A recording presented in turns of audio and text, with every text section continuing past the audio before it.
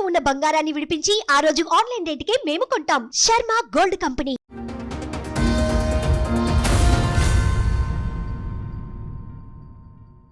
నా పేరు జ్ఞానేశ్వరమ్మ, శ్రీరామోజు జ్ఞానేశ్వర్. నేను వచ్చింది చింతల్ నుండి అమ్మ, హెచ్ఎంటి చింతల్. మా అబ్బాయి అమ్మ. మా అబ్బాయికి మొన్న గత 1 year బ్యాక్ మ్యారేజ్ చేసినట్టమ్మా. అక్టోబర్ 18, 2024లో మ్యారేజ్ చేసినామమ్మ. అయితే అమ్మాయి ఏం చేసింది, 24 అక్టోబర్ నుండి నవంబర్, డిసెంబర్ 20 తారీఖు 24 తారీఖు వెళ్ళిందమ్మా ఇంటికి. 2 months మా ఇంట్లో ఉన్నది. ఈ 1 month ఏం చేసినాము, టెంపుళ్ళు తిరుగుడు చేసుడు ఇవన్నీ జరిగినాయి. తర్వాత 1 month ఇంట్లోనే ఉన్నారు. అయినా ఇల్లు దగ్గర 1 kilometer 1.5 kilometer వాళ్ళ ఇల్లు కూడా దగ్గరలోనే. అయితే వస్తుంటుండే పోతుంటే నేనేమంటలేను, మంచిగా ఉంటూ వాళ్ళు మంచిగా ఉంటే చాలులే అన్నట్టు నేను కంటిన్యూగా పోతుంటుండే. 2 రోజులకు ఒకసారి పోతూనే ఉంటుండే. ఫోన్ రాగానే వాళ్ళ అమ్మ పిలుచుకుంటుండే, వెళ్ళిపోతాడు. వాళ్ళ తమ్ముడు పిలిచినా వెళ్ళిపోతుంది, మళ్ళీ వచ్చేస్తుండే. మళ్ళీ సార్ ఇక నేను ఏమనలే, సరేలేరా ఇల్లు దగ్గరగా కొత్త పెళ్ళి అయింది ఏదో పోయి రానిలే అన్నట్టు నేను కూడా ఏమనలేను. సార్ ఇది అరేంజ్డ్ మ్యారేజ్? మీ అబ్బాయి అరేంజ్డ్ మ్యారేజ్. అరేంజ్డ్ మ్యారేజ్ అంటే మీకు వాళ్ళు తెలిసిన వాళ్ళ లేకపోతే ఎట్లా? అయితే నాకు ఇప్పుడు కాదమ్మా, ఒక 20 years బ్యాక్ వాళ్ళ డాడీ నాకు ఒక కానిస్టేబుల్గా మనకు పరిచయం. వాళ్ళు పోలీస్ డిపార్ట్మెంట్ అమ్మా. అయితే ఒక కానిస్టేబుల్గా పరిచయం అనమాట. మా వృత్తి కూడా వాళ్ళు కూడా ఇంతకుముందు అతను వృత్తి చేసినవాడు. అయితే డిపార్ట్మెంట్కి వెళ్ళిపోయింది, ఇక జాబ్ వచ్చింది, మంచిగా ఉన్నారు.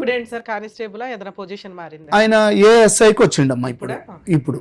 అయితే అతను ఇదివరకు 20 ఏళ్ళ కింద మేము కలిసి తిరిగే వాళ్ళమమ్మా. ఎక్కడైనా కూర్చున్నా సిట్టింగ్ ఫ్రెండ్స్ లాగా ఉండేవాళ్ళం. తర్వాత ఆయన ఒక 10 సంవత్సరాలు వేరే జాబ్కి వెళ్ళిపోయింది. మాకు గ్యాప్ వచ్చేసింది. ఇక నా నంబర్ అతని దగ్గర లేదు, అతని నంబర్ నా దగ్గర లేదు, గ్యాప్ అయిపోయింది.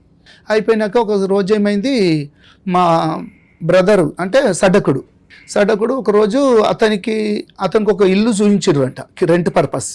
అయితే ఆ పర్పస్కు నేను ఒకసారి పార్టీస్తున్నానంటే సరే అని చెప్పేసి మా ఇంటికి అది తీసుకొని వచ్చాడమ్మా. అయితే అప్పుడు నన్ను చూసి మళ్ళీ నాకు కలిసిండమ్మా. కలిసే వరకనే అయ్యో ఈయన నాకు తెలుసు కదా మాధవచారి నువ్వు అంటే జ్ఞానేశ్వర్ అని చెప్పేసుకొని కలుసుకున్నామమ్మా. మంచిగా అయింది. తర్వాత ఇట్లా కూర్చున్నప్పుడు చేసినప్పుడు మా ఫిబ్రవరి మార్చో అమ్మా పెళ్ళి మనకు ఆగస్టులో అయింది కదమ్మా. పెళ్ళి ఆగస్టులో అయింది అంటే దానికన్నా ముందు 6-8 నెలల ముందే ఆ పరిచయం కలిసింది. ఇక కలిసే వరకనే మేము ఏం చేసినాం, సరే మా బ్రదర్కు అయితే మాకు ఫ్రెండ్షిప్ లాగా మళ్ళీ కలిసినామమ్మ. ఒక 15 ఎంతో డిస్టెన్స్ తర్వాత మళ్ళీ కలిసినాం. మా బ్రదర్ ఏం చేసిండు, మా బ్రదర్కు ఆల్రెడీ ఒక అమ్మాయిది ఫోటో ఇచ్చిండంట మా సడ్డకుడికి. అమ్మాయికి ఎవరైనా అబ్బాయి ఉంటే చూడు పోలీస్ డిపార్ట్మెంట్. ఇతను పోలీస్. ఒక అబ్బాయి ఒక అమ్మాయి అమ్మ. అమ్మాయి పెద్దది. నాకు ఒక అమ్మాయి ఒక అబ్బాయి, ఇద్దరు. ఈ అబ్బాయి పెద్దోడు, పాప చిన్నది. ఏం చేస్తారు సార్ మీరు? నేను SAP security ma'am, engineering complete చేసుకున్నాను. ఇప్పుడు ఇంటీరియర్ డిజైనింగ్ చేస్తున్నాను.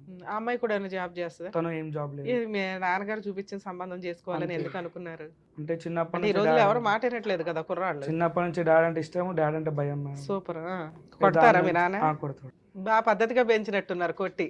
అంటే కొంచెం మా విశ్వబ్రహ్మణ్లో అది ఎట్లుంటుందమ్మా, కొంచెం పద్ధతిగా ఉండాలన్నట్టు. సూపర్.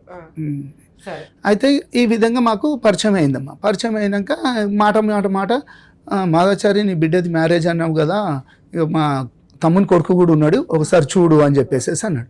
ఆ రోజు చూసిండు చేసిండు, సరే ఒకసారి మాట్లాడుకున్నాం. ఇక అట్లా కలిసిపోయినామమ్మా. ఇక పిల్ల బాగానే ఉందా, మీకు నచ్చింది అమ్మాయి? చూసారా?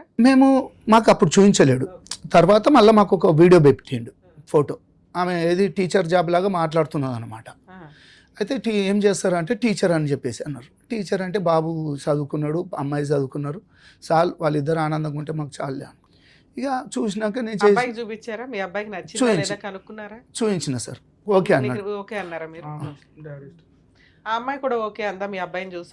అమ్మాయి కూడా ఓకే అన్నారు. అయినాక మనకు ఇక్కడ జరుగుతున్నాయమ్మా, ఇవి మాట్లాడుకుంటున్నాము, మంచిగానే కలుస్తున్నాము. ఈ 6 months 8 months లోపల మాకు ఏమైంది, మంచిగా పరిచయం. ఆయన డే బై డే డ్యూటీ అమ్మా, ఒక రోజు పోతే ఒక రోజు ఉంటాడు. అలా నాకు ప్రతి డే బై డే ఫోన్ చేసేవాడు, కలిసేవాళ్ళము. షాప్ కాడికి వచ్చేవాడు, నాది కార్పెంటర్ పడడానికి షాప్ అమ్మ. షాప్ కాడికి వచ్చేవాడు, ఇంటికి వచ్చేవాడు, బావాదా అనేసి మేము అందరం కలుసుకుంటే ఇద్దరం ఇక కలుసుకుంటే వెళ్ళేటోళ్ళం. ఇక సర్లే, ఇక నేను మంచిగా అనిపించింది. ఒకసారి ఏమన్నాడు, బావా మరి ఏంటి ఏం కథ, మరి అమ్మాయికి కూడా నేను పెళ్లి చేద్దాం అనుకుంటున్నాను, మరి ఏంది ఏం కదా అంటే నేను కూడా బాబుకి పెళ్లి చేయాలనే ఉన్నది బా, మరి ఇక మీరు చూడుర్రి ఓకే అనుకుంటుంటే మనము మాట్లాడుకుందామని చెప్పేసేసాను. సరే ఇక అయినాక సరే ఒక రోజు ఏం చేసిండు, కొంచెం నాకు ఎమర్జెన్సీ ఉంది, కొంచెం డబ్బులు కావాలన్నాడు. ఏంది బాబా దేని గురించి ఏంది అంటుంటే గోల్డ్ కొంచెం గిరువులో ఉన్నది, అది తీసి మళ్ళీ నీకు ఒక 10 daysలో ఇచ్చేస్తాను అని చెప్పేసి అన్నాడు. అప్పుడే బావా అనుకుంటున్నారా? అనుకున్నాడు. ఎంగేజ్మెంట్ ఏమన్నా ఎంగేజ్మెంట్ అవ్వలేదమ్మా, జస్ట్ ఊరికి మాట్లాడుకుంటున్నారు. ఒక ఈ టైంలో మిమ్మల్ని అప్పు అడిగాడా? ఈ మాకు ఎట్లా అంటే కలిసిపోతున్నాం ఇక రోజు ఫ్రెండ్షిప్ లో కలవటం వేరు సార్. ఆడపిల్లని మీ ఇంటికి ఇద్దామని అనుకుంటున్నారు, ఆ మాటలు అయినాయా అవ్వలేదు అప్పటికి? ఏది అట్లా అయినాకనే నన్ను బావ అన్నాడు, ఒప్పుకుంటున్నారు మాట్లాడుకుంటున్నారు ఇద్దాము అన్నప్పుడు జోగ్గా బావాన్ని స్టార్ట్ అయ్యింది. ఆ టైంలో మిమ్మల్ని అప్పు అడిగాడమ్మా. అంటే నాకు ఏమన్నాడు అంటే గోల్డ్ కొంచెం అంత గిరివి ఉన్నది, పెళ్లి టైంకి ఇడిపించాలి వస్తుంది, అది నేను పెట్టి మళ్ళీ పెట్టేసి నీకు ఒక 10 daysలో నీకు రిటర్న్ చేసేస్తాను అన్నాడు. అంటే నేనన్నా అంతగానో డబ్బులు అంటే నా దగ్గర లేవు బావ అది ఇది అంటే, నువ్వు ఎట్లైనా ట్రై చేయి, నీ గురించి నాకు తెలుసు కదా, ఇంతగానో తిరుగుతున్నా చూస్తున్నా, నువ్వు ఒక ప్రొడ్యూసర్ లాగా సినిమా కూడా తీసినావు, అది ఇది అని చెప్పేసి అన్నాడు. సినిమా కూడా తీసారు? ఒక సినిమా కూడా తీసినాం. ఏది సముద్రుడు అమ్మా, సముద్రుడు మూవీ ఒకటి సినిమా తీసినాం, కొత్త హీరో సుమన్ లో కొంచెం ఇది ఉంటాడు. అయితే నేను మొత్తం నాకు 4 పార్ట్నర్స్ ఉంటాం అన్నమాట. నేను కొద్దిగా నా షేర్ కొంచెం అంత ఇచ్చినట్టు అట్లా కూడా లాస్ అయిపోయినానమ్మా. అదొక దగ్గర నాకు ఒక 50 లక్షల దాకా లాస్ పోయినా. అయితే ఆ సినిమా ఎప్పుడమ్మా అది 1920లో, అప్పుడు 21లోనేమో మొన్న ఒక 24లో రిలీజ్ అయిందమ్మా. అది 24ఏనా రిలీజ్? ఆ టైంలో మూవీని కూడా దొరకపోయి చూపించిన. సో మీరు ప్రొడ్యూసర్ రేంజ్ లో ఉన్నారు కాబట్టి కొంచెం గిట్టుబాటు అవుతుందిలే అనుకున్నాడు ఆయన కూడా. అది ఫైనాన్షియల్ గా మంచిగా ఉన్నాడు. అప్పు నాకు ఒక 5 lakhs అడిగిండమ్మా. ఇచ్చారా? 5 lakhs అడిగితే నేను అన్నా ఫస్ట్ నా దగ్గర అంత డబ్బు లేదు బావ, నాకు దగ్గర ఒక 2 లక్షలు ఉన్నాయి బ్యాంక్, సినిమాకి పెట్టున్నారు ఆల్రెడీ పోయింది, అదంతా ఇది అయిపోయింది కదా అంటే, నువ్వు ఎట్లన్నా చేసి ఇస్తావు, నువ్వు నాకు ఇది చేస్తావు అంటే నీకు 1 week 10 daysలోనే ఇస్తాను అంటే నేనేం చేసిన మా ఫ్రెండ్స్ వాళ్ళని కనుక్కొనేసేసి నా దగ్గర కొద్దిగా ఉండే అది ఇది చేసేసి ఆయనకు ఒక 5 లక్షలు, నేను ఒక 3 lakhs ఏమో మన బ్యాంకుకి ఇద్దరం పోయి ఉన్న 3 lakhs ఆయనకు ట్రాన్స్ఫర్ చేసిన, మళ్ళీ ఒక 2 లక్షలు క్యాష్ ఇచ్చిన. ఇవి తీసుకొని వెళ్ళి అదే రోజు బ్యాంకుకి వెళ్ళిండమ్మా. అది మా దగ్గరనే ఉంటుంది ఇండియన్ బ్యాంక్. ఆ బ్యాంకులో వెళ్ళిండ్రు, అబ్బాయి వాళ్ళ కొడుకు ఇద్దరు వెళ్ళిర్రు. నన్ను రమ్మన్నాడు, నేను రాను, మీదేముందో లావాదేవీలు ఏముందో చూసుకోరి, నేను కిందనే ఉంటానని చెప్పేసి కింద బయట కూర్చున్నానమ్మా. వాళ్ళు పోయిర్రు, ఒక గంట సేపు ఆడ ఏం జరిగిందో చేసుకున్నారు, వచ్చేసారు. వచ్చినాక మంచిగా కలిసినాం పోయినాం. ఇక ఎప్పుడైనా ఎమర్జెన్సీ అంటుంటే బావ నాకు 50,000 ఈడ కొంచెం ప్రాబ్లం. నేను దగ్గర ఒక 8 lakhs కాకుండా ఇంకో 2-3 లక్షల దాకా అవి ఫోన్ పేలలో చేసినాం. ఫోన్ పేలో పెళ్లికి ముందు కొన్ని అయినాయమ్మా, 5 lakhs అయినాయి, మళ్ళీ కొన్ని అయినాయమ్మా ఫోన్ పే ద్వారా. అది నాకు డేట్లతో సహా మన ఫోన్ పేలో ఉన్నాయమ్మా. అయితే పెళ్లి అయిన తర్వాత అంటే పెళ్లికి ముందు అల్లుడు వాళ్ళ నాన్న దగ్గర నుంచి అప్పు తీసుకుంటూ వచ్చాడు, హ్యాండ్ లోన్ అని కానీ లేకపోతే ఫ్రెండ్షిప్.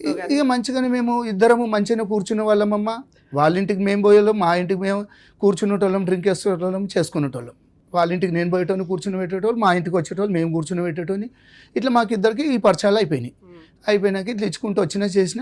ఇక మళ్ళీ బొట్టు ఫంక్షన్ ఒకటి పెట్టుకున్నామమ్మ. బొట్టు ఫంక్షన్ పెట్టుకుంటే మేము ఏం చేసినాము, అమ్మాయికి ఒక రింగ్ ఇచ్చినాము. అయితే వాళ్ళు ఈవినింగ్ మా దగ్గరకు వచ్చేసి మీకు కూడా బొట్టు ఫంక్షన్, మేము కూడా మా అబ్బాయి అనుకున్నాను. బావ నా దగ్గర డబ్బులు లేవు, ఒక 30,000 అని చెప్పేసి అంటే నేను ఇమ్మీడియట్లీ అప్పుడు సాయంకాలం కొట్టేసిన. అదే రోజు 30,000 అంటే 30,000 ఆ 30,000 ఇచ్చినాక ఏం చేసిండమ్మా, అందులోకి వెళ్ళి తెచ్చిండ. ఇక నాకేం తెలియదు, నాకు డబ్బులు లేవా, రింగ్ తెచ్చుకోవడానికి కూడా లేదు, మీరు రింగ్ పెట్టిర్రు, నేను కూడా పెట్టాను. మీరు ఎందుకు ఆ సంబంధం చేసుకోవాలనుకున్నారు? ఆడపిల్లలు దొరకట్లేదా లేకపోతే ఏంటి? మీరు ఫైనాన్షియల్ ఉన్నంతలో బాగున్నారు. ఒక ఆడపిల్లని ఇచ్చే వాళ్ళ తండ్రి ఇలా అప్పులు అడుగుతున్నాడు అంటే ఇదేదో తేడా కొడుతుంది. పైగా రేపటి రోజున డిపార్ట్మెంట్ నేను ఎటు చుట్టూ తిరగాలని మీకు ఆ రోజు ఏమి నాకు అది అనిపించలేదమ్మా. ఈయన ఒక డిపార్ట్మెంట్, నాకు జర కొంచెం ఏదైనా ఇబ్బంది పడినా చేసినా కానీ జర మా ఎంపుడు అని అంటే కొంచెం బయట కొంచెం పవర్గా ఉంటుంది అన్నట్టు నేను ఆలోచనలో పోయినా కానీ ఇస్తానంటున్నాడు. ఈ 5 లక్షల అమౌంట్ తీసుకున్నప్పుడు, ఈ 5 లక్షలు తీసుకుంటున్నప్పుడు నాకు చెక్స్ ఇస్తున్నాడమ్మా. చెక్స్ ఇస్తానంటే సరేలే బావ, నేను వేరే వాళ్ళ దగ్గర ఒక 2 లక్షలు తీసుకుంటున్నా, 3 లక్షలు వెళ్ళి ఇస్తున్నా, సరే నీకు అవసరం అంటే ఇద్దరు లేదు, చెక్స్ కూడా తీసుకోలేనమ్మా, వద్దని చెప్పినా నేను. ఇక ఈ పిల్లనే ఇస్తున్నావు బావా, నాకు ఇక చెక్కులతో నాకేం పని ఉంటుంది అని చెప్పేసి చెక్కులు కూడా వద్దన్నా. పిల్లని ఇస్తున్నావు బాబా, చెక్కులు వద్దు కాదు, ఇయ్యం పిల్లాన్ని పొడుగు ఇస్తున్నాను బాబా, చెక్కులు ఏమన్నా ఇవ్వ అని అడగాలి. ఇక్కడ ఇస్తున్నది పిల్లాడిని అండి, మనం కాపాడుకోవాల్సిన పరిస్థితులు ఇప్పుడు పిల్లల మగపిల్లల విషయంలో ఇలా జరుగుతుందని నాకు తెలియదమ్మా. 1-2-3 పంచాయతీలకు దోలకపోయినుండి ఈయన మంచిగానే మాట్లాడుతుండే, ఏదన్నా ఉంటే ఇగో ఇది ఇది అని చెప్పేసి అంటే నాకు కూడా మంచిగా అనిపించింది. ఆడవాళ్ళకి తప్పు ఉంటే ఆడవాళ్ళకు చెప్తున్నాడు, మొగోళ్ళకి తప్పు ఉంటే మొగోళ్ళు అరే ఏదైనా మంచిగానే చెప్తున్నాడు కదా, న్యాయంగానే మాట్లాడుతున్నాడు అన్నట్టు నేను ఏం వద్దు అన్నారు. ఇది నేను వద్దన్నానమ్మా.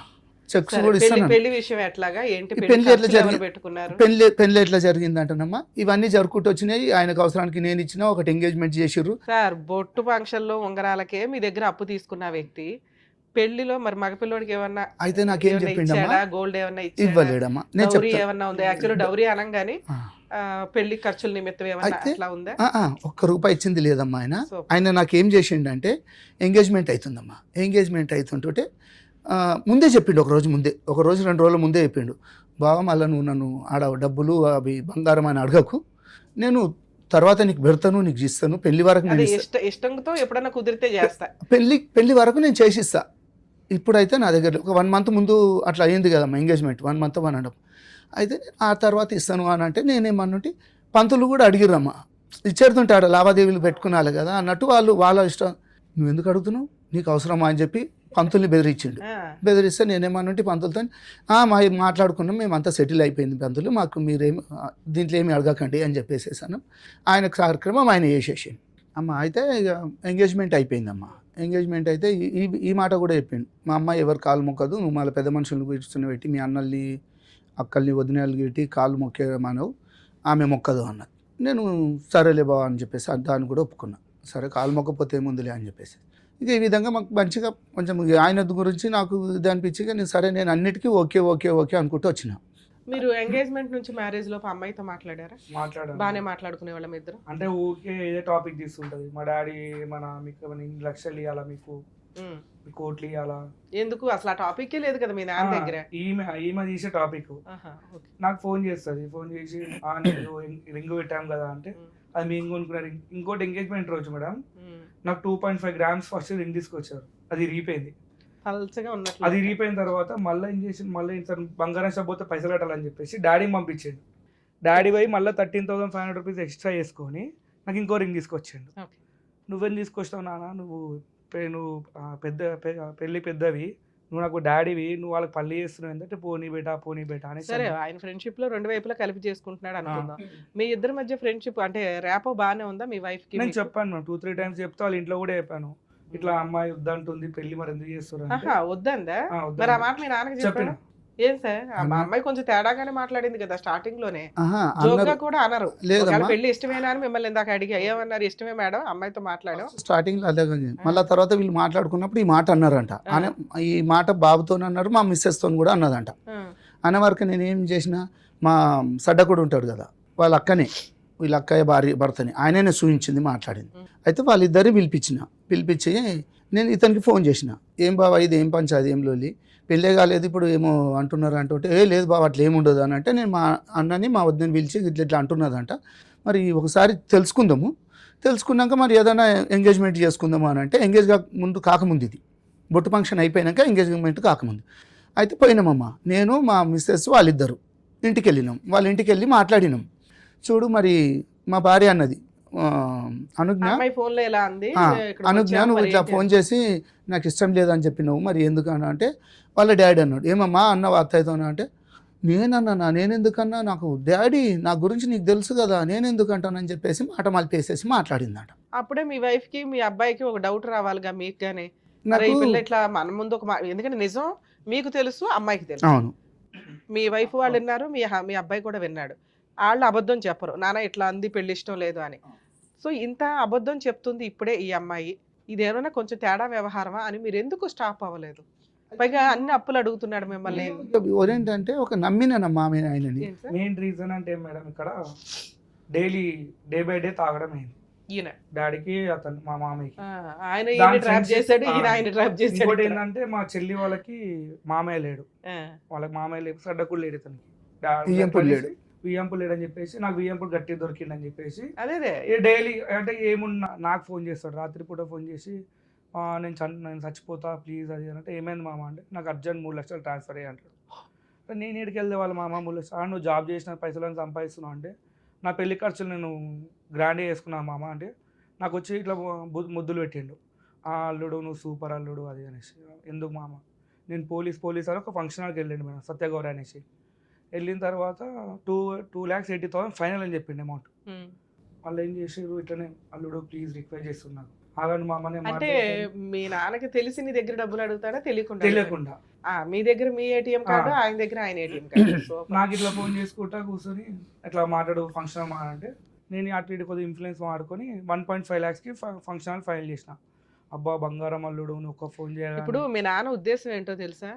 మీ మామగారు డిపార్ట్మెంట్ ఎక్కడికి వెళ్ళినా ఇలా వెళ్ళి నుంచోవచ్చు, ఫంక్షన్ హాల్ డబ్బులు కూడా తగ్గుతాయి అందులో. కానీ ఆయన వెళ్ళి రికమెండ్ చేసుకున్న దానికంటే కూడా మీరు వెళ్ళి రికమెండ్ చేసుకుని తక్కువ చేశారు. నేను రికమెండ్ కూడా చేయలేము, జస్ట్ ఓనర్కి వెళ్ళేసి డైరెక్ట్ మాట్లాడడం వల్ల డైరెక్ట్ ఓనర్కి కాల్ చేసిన. అన్న అది నా పెళ్ళి అన్న అంటే అయ్యా తమ్ముడు నీ పెళ్ళ, సరే 1.5 lakh ఇచ్చేసాను లాస్ట్ అనేసి. ఓ అల్లుడు నువ్వు సూపర్ అల్లుడు నీ కాలు మొక్కేస్తాను అంటే వచ్చిండు, ఇంటికి వచ్చిండు బావా నీ కొడుకు సూపర్ అది అని చెప్పాడు. నెంబర్ ఆఫ్ మళ్ళీ బాటిల్ పట్టుకున్నాడు, మళ్ళీ స్టార్ట్ మళ్ళీ దిగ్విజయంగా అయిపోయిన తర్వాత కొన్ని రోజులకి ఇట్లా అన్న డాడీ జర తేడా కొడుతారు. ఇంకోటి ఏంటంటే అదే పెళ్లి మండపంలో నాకు కాలర్ బట్టి గుంజేసిండు, ఏమైంది లేట్ వచ్చినావు అనేసి.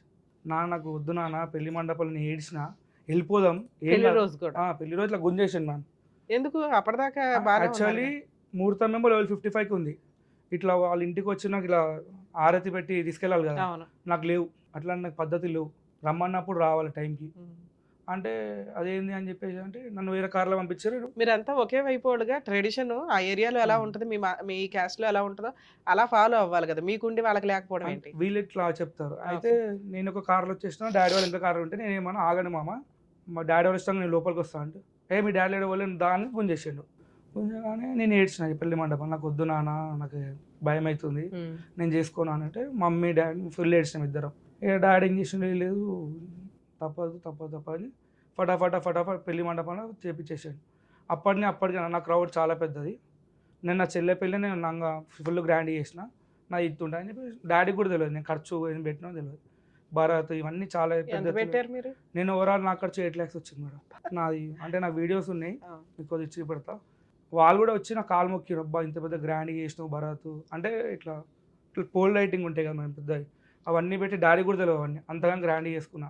ప్రీ వెడ్డింగ్ చేసుకున్నాను, ప్రీ వెడ్డింగ్ కూడా నేను ఏం ఖర్చు పెట్టినా అడగలేదు నాకు. అంటే వీళ్ళిద్దరే డైలీ తాగుడు అది దేనికి చేసుకుంటున్నావు ప్రీ వెడ్డింగ్ అట్లా ఏం లేదు, ఫోటోగ్రాఫర్ ఇవన్నీ పెద్ద తీసుకున్నాను అన్నీ చేసుకున్నాను. పెళ్ళైన 2 రోజులకి లొల్లి స్టార్ట్. ఫస్ట్ నైట్లు జరిగినాయి అర్థం కాలేదు. కోఆపరేట్ చేసిందా ఫిజికల్గా? కొద్దిగా ఫస్ట్ స్టార్ట్ చేసింది, అందులో ఏడవడం స్టార్ట్ చేసింది. నేను బండల మీద వండుకుంటాను, వచ్చి చెప్పాను ఇంట్లో నాన్న పిల్ల ఇట్లా చేస్తుంది సైకో చేస్తుందా అంటే అదు ఏమంటారు ఇట్లా అవుతుందని చెప్పారు. దాని తర్వాత చూసుకున్నా అటు ఇటు ఫుల్ టార్చర్ పెట్టేస్తాడు. నాకు ఫోన్ చేస్తాడు, హలో ఎడునో అంటాడు. చెప్పండి మా అంటే అల్లుడు అని రెస్పెక్ట్ ఉంటుంది, అయిపోయింది. ఎడునో ఇంట్లో చికెన్ వండిపోయిస్తాం దా తినడానికి రా అంటాడు. అరే ఇదేంది మన డాడీ ఇట్లా పిలుస్తుండు అంటే వాళ్ళకి పద్ధతి అంటాడు. అరే పద్ధతి ఒక అల్లుడిని నేను ఇంటికి కోసం నాకు వాల్యూ అంటే వచ్చినావా నమస్తే కూర్చో అంటాడు ఇంటికి పోతే. మళ్ళీ ఇంకొకటి కొత్త పెళ్ళి అయింది మేడం, ఒక రూమ్ అని ఇయ్యాడు మేడం.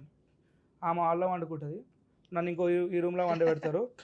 వాళ్ళిద్దరు కొత్త పెళ్ళి అని చెప్పేసి వాళ్ళిద్దరు ఆ రూమ్లో ఉంటారు. నేను వాళ్ళ ఇంటికి పోతలే అంతే కదా. నేను చేసిన ఏంది నాన్న ఈ కర్మ, నాకు ఇంత మంచి లైఫ్ నాకు నాశనం చేసిన, నన్ను వద్దొద్దన్న కూడా ఆగలేవు నువ్వు అంటే ఏమన్నా మంచోడు అనుకున్నా. ఇక రాత్రి పూట 1 o'clock 2 o'clock వీళ్ళు ఫోన్ చేసి నాకు అర్జెంట్ 1,00,000 రూపాయలు, నాకు అర్జెంట్ 30,000 అంటాడు. అది ఊరికే పైసలు అడుగుతుండు. మ్యారేజ్ అయిన తర్వాత ఏమన్నా మీరు ఇచ్చారా మీ నాన్నకి తెలియకుండా? నేను ఇవ్వలేము, నేను ఏమన్నా డాడీకి చెప్పేస్తాను. మీ నాన్నకి తెలిసి ఎంత ఇచ్చారు? నేను అంతే డాడీ అమౌంట్ తీసుకొచ్చి మళ్ళీ ఇచ్చేస్తాను అంతే.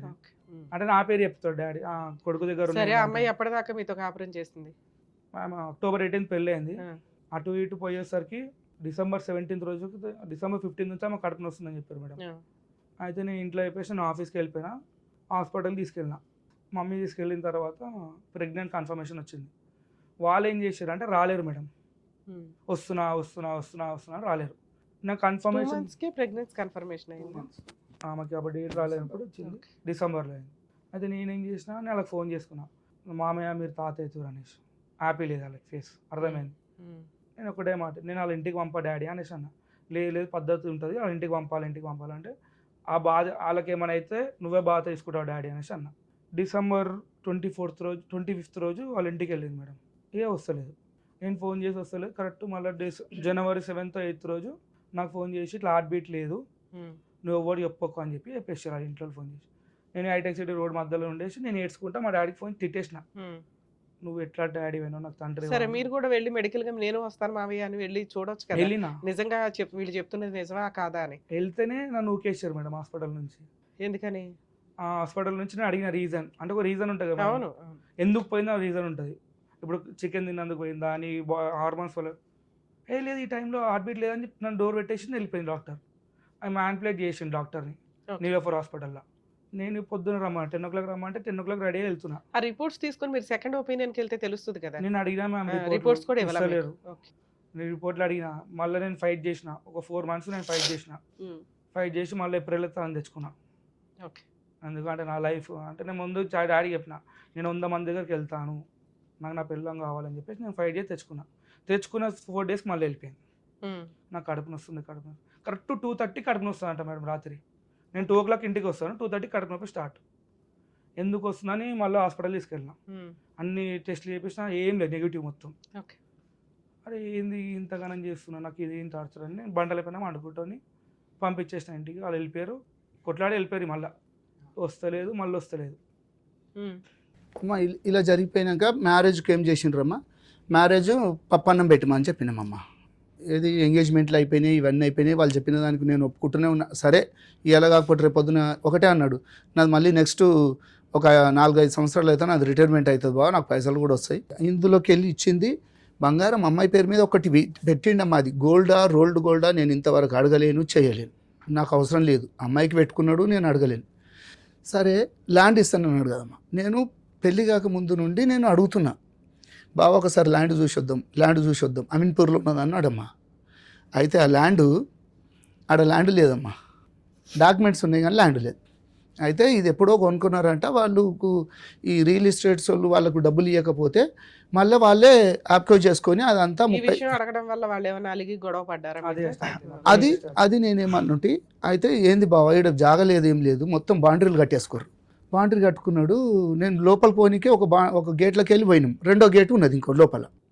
ఆ గేట్ లోపల కారు పెట్టుకున్నాము, పోయి తిరుగుతే దీన్ని ఇంకొకటి బావ ఆడున్నది బావ ఏడున్నది బావ అంటే, ఏడున్నది బావ జాగానేది ఎక్కడ కనీసం లేదా అని అంటే, ఇంకొక దగ్గరికి వెళ్ళి వస్తుంది. ఏది లేదు బావ, ఇదంతా ఆయనకు డబ్బులు ఇవ్వని పక్షంలో ఇదంతా పోయిందంటే నేను ఆల్రెడీ ఇక్కడ ఊరోళ్ళని కూడా కనుక్కునే వారికని ఇట్లా జరిగింది అన్నాడు. సరే వారికని మీరు పెళ్లిలో ఏమన్నారంటే, ఏం పెట్టుకుంటావు బావా అమ్మాయికి పెట్టుకో, మాకేం అవసరం లేదు, నాకు వద్దు, పిల్లకి ఒక ల్యాండ్ ఉంది అది పెడతాము, గోల్డ్ పెట్టుకుంటాం. గోల్డ్ ఏం పెట్టారో కూడా మీకు తినగా తెలియదు, ఎందుకంటే ఆ పెళ్లిలో మీతో ఏదో చూపించలేడు కూడా నాకేం. ఆ ల్యాండ్ ఏదైతే ఉందో వీళ్ళ దగ్గర డాక్యుమెంట్లు ఉన్నాయి తప్ప అటువంటి పొజిషన్ గానీ కడీలు వేసి గానీ లేకపోతే ఏమి గానీ అక్కడ ఏమీ లేదు. అది కూడా ఫేక్.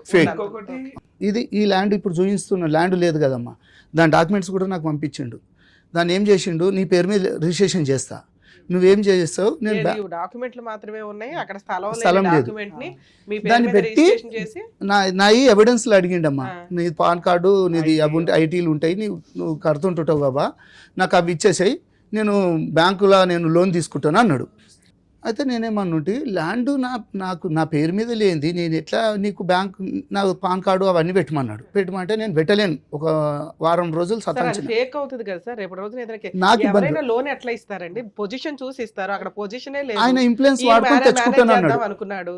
ఒకవేళ మేనేజ్ చేస్తే ఏమయ్యేదో తెలుసా, మిమ్మల్ని లోపల నన్ను వేస్తారు. అది నాకు తెలిసిపోయింది. నేనేమన్నుంటి, నేను పెట్టలేను. అయితే ఒక 1 week తర్వాత మళ్ళీ ఏమన్నాడు, బావా నువ్వు నాకు హుషారు చూపించినావు, నాకు పేపర్లు పెట్టమంటే పెడతలేవు అంటే, నేనన్నా బావా పేపర్లు పెట్టినంత మాత్రమే కాదు, ఆడ ల్యాండ్ లేదు ఏం లేదు, నేను మ్యారేజ్ అయినాక 1 month లోపల నేనమ్మా ఇవన్నీ. అయితే అప్పుడు ఏం చేసిండు, నీ పేరు మీద రిజిస్ట్రేషన్ చేసేస్తా, అప్పుడు నీ పేరు మీద లోన్ తీసుకొనేసి మళ్ళీ నాకు ఇద్దు అన్నాడు. నేనన్నా నాకు ఇటువంటివి వద్దు, ఒక బ్యాంకు మామూలుగా లోన్లు ఇప్పిస్తోతో కూడా మాట్లాడినామమ్మ. ఈ డాక్యుమెంట్ ఉత్తయి పంపించేసి ఇట్లా 20 లక్షలు కావాలి ఇది అని అంటుంటే, సార్ అది ల్యాండ్లు చూస్తారు, వాళ్ళు అవన్నీ ఎంక్వైరీ చేసుకున్నాకనే మీకు ఏదైనా ల్యాండ్కు అమౌంట్ సరే, ఓకే సరే, అదేదో చేయబోయాడు, మీరు కొంచెం తప్పించుకున్నారు తెలివిగా. తప్పించేసుకున్నాను.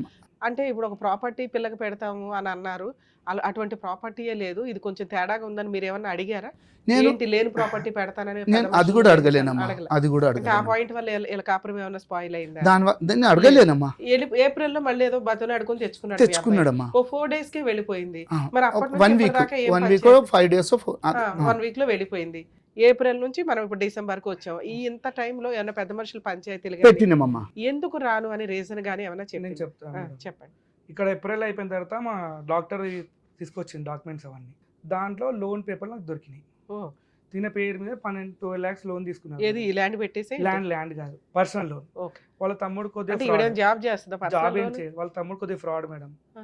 అంటే ఆమెకి ఒక 6 months 1 year నుంచి శాలరీ చేస్తారు ఆమెకి ఒక కంపెనీ రొటేషన్ చేసుకుంటే ఫేక్ డాక్యుమెంట్ నుంచి లోన్ అతనికి శాలరీ వేస్తుంది తనకి. నేను అప్పటికి తన ఫోన్ పట్టుకొని నేను ఏం పట్టుకోలేను, నా ఫోన్ చెక్ చేస్తుంది, ఏమేమో చూస్తుంటుంది. నేను అంటే నాకు ఏం లేదు, ఫుల్ ఫ్రీ అనేసి నేను పట్టించుకోవడం. దాని తర్వాత లోన్ ఎందుకు తీసుకున్నావు అని నేను అడిగాను. నువ్వు ఎవడు రా అంటున్నాను ఫోన్ చేసి. నువ్వు ఎవడు రా అంటే మామ నేను హస్బెండ్ని, నాకు తెలియకుండా నువ్వు ఎవరు లోన్ తీసుకొని నేను తిట్టేసినాను. తిట్టాను. వాళ్ళ ఇన్స్టాల్మెంట్ ఎవరు కడుతున్నారు? వాళ్ళే కడుతున్నారు. వాళ్ళ తమ్ముడు ఫోన్ చేసి నువ్వు ఎవడు బా నువ్వు కడుతున్నావు మా అక్క మీద లోన్ అంటే, అరే దొంగలకి ఎందుకు తీసుకోర్రా ఫ్రాడ్, ఒక హస్బెండ్ తెలియకుండా తీసుకుంటావు అని అడిగాను. అంటే నువ్వు ఎవడు అని తిట్టింది. నువ్వు ఎవడరా నేను రాసి తిట్టేసిన. నేను ఆ మూమెంట్లో ఏమైపోయిందంటే ఈ స్పాన్లో నాకు కొద్దిగా ఉంటలేదు, వైఫ్ ఉంటలేదు అని ఇంట్లో అందరు ప్రెషర్తో నేను కొద్దిగా డ్రింక్ ఎక్కువ అయిపోయింది నాకు, అంటే మెంటల్ ప్రెషర్కి.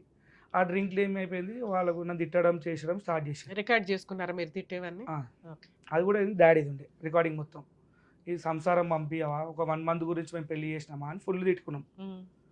ఇక రాదు మేడం, నేను ఫోన్ చేసి అడుగుతా ఎందుకు రావు. ఒక ఫంక్షన్కి వెళ్తుంది, వాళ్ళ బెస్ట్ ఫ్రెండ్ ఫంక్షన్కి వెళ్ళి గలీజా రెడీ అయిపోయింది. నీకు ఓపిక లేదు అన్నప్పుడు నువ్వు అరౌండ్ 50 kilometers ట్రావెల్ చేసినా అప్పుడు నీకు కడుపు నొప్పి రాలేదా అని అడిగిన. మళ్ళీ అక్కడనే 1 day స్టే చేసి ఇదంతా ఏప్రిల్ తర్వాత ఎందుకు పోయినావు, నీకు కడుపు నొస్తుంది. పెద్ద మనుషుల పంచాయతీలు ఎప్పుడు జరిగినాయి సార్? 2 times అయింది. ఎప్పుడు?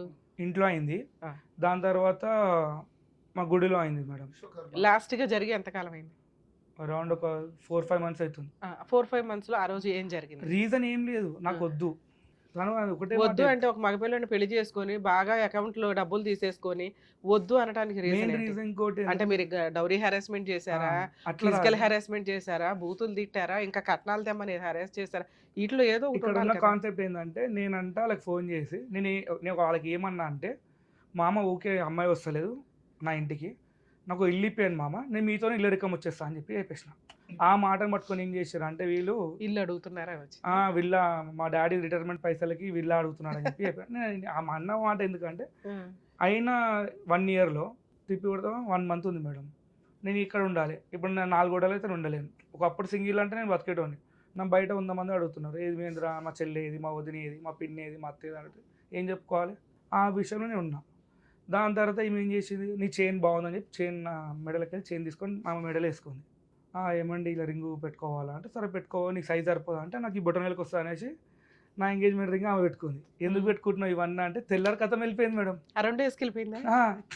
వెళ్ళిపోయిన తర్వాత ఏమంటారు, నేను ఫోన్ చేసిన నా తీసుకుపోయినావు అంటే, మా డాడీ పెట్టినా అంటది. అరే మీ డాడీ ఎందుకు పెట్టింది, మా పైసలు అవి నేను కొనుక్కుని, నువ్వు నా బంగారం తీసుకొని నువ్వు అన్నిట్లో నాశనం చేస్తున్నావు ఏందని నాకు మా డాడీ ఫుల్ క్లాసెస్ అని. ఇద్దరు తెరువైన బకరాలు కూర్చున్నారు నా ముందు. ఇద్దరం కొట్టుకున్నాం, తిట్టుకున్నాం, చేసుకున్నాం. డాడీ ఇంత మోసం చేస్తున్నావు, నువ్వు ఇంతగానం ఏం చేసినావు అంటే ఇన్లేడు.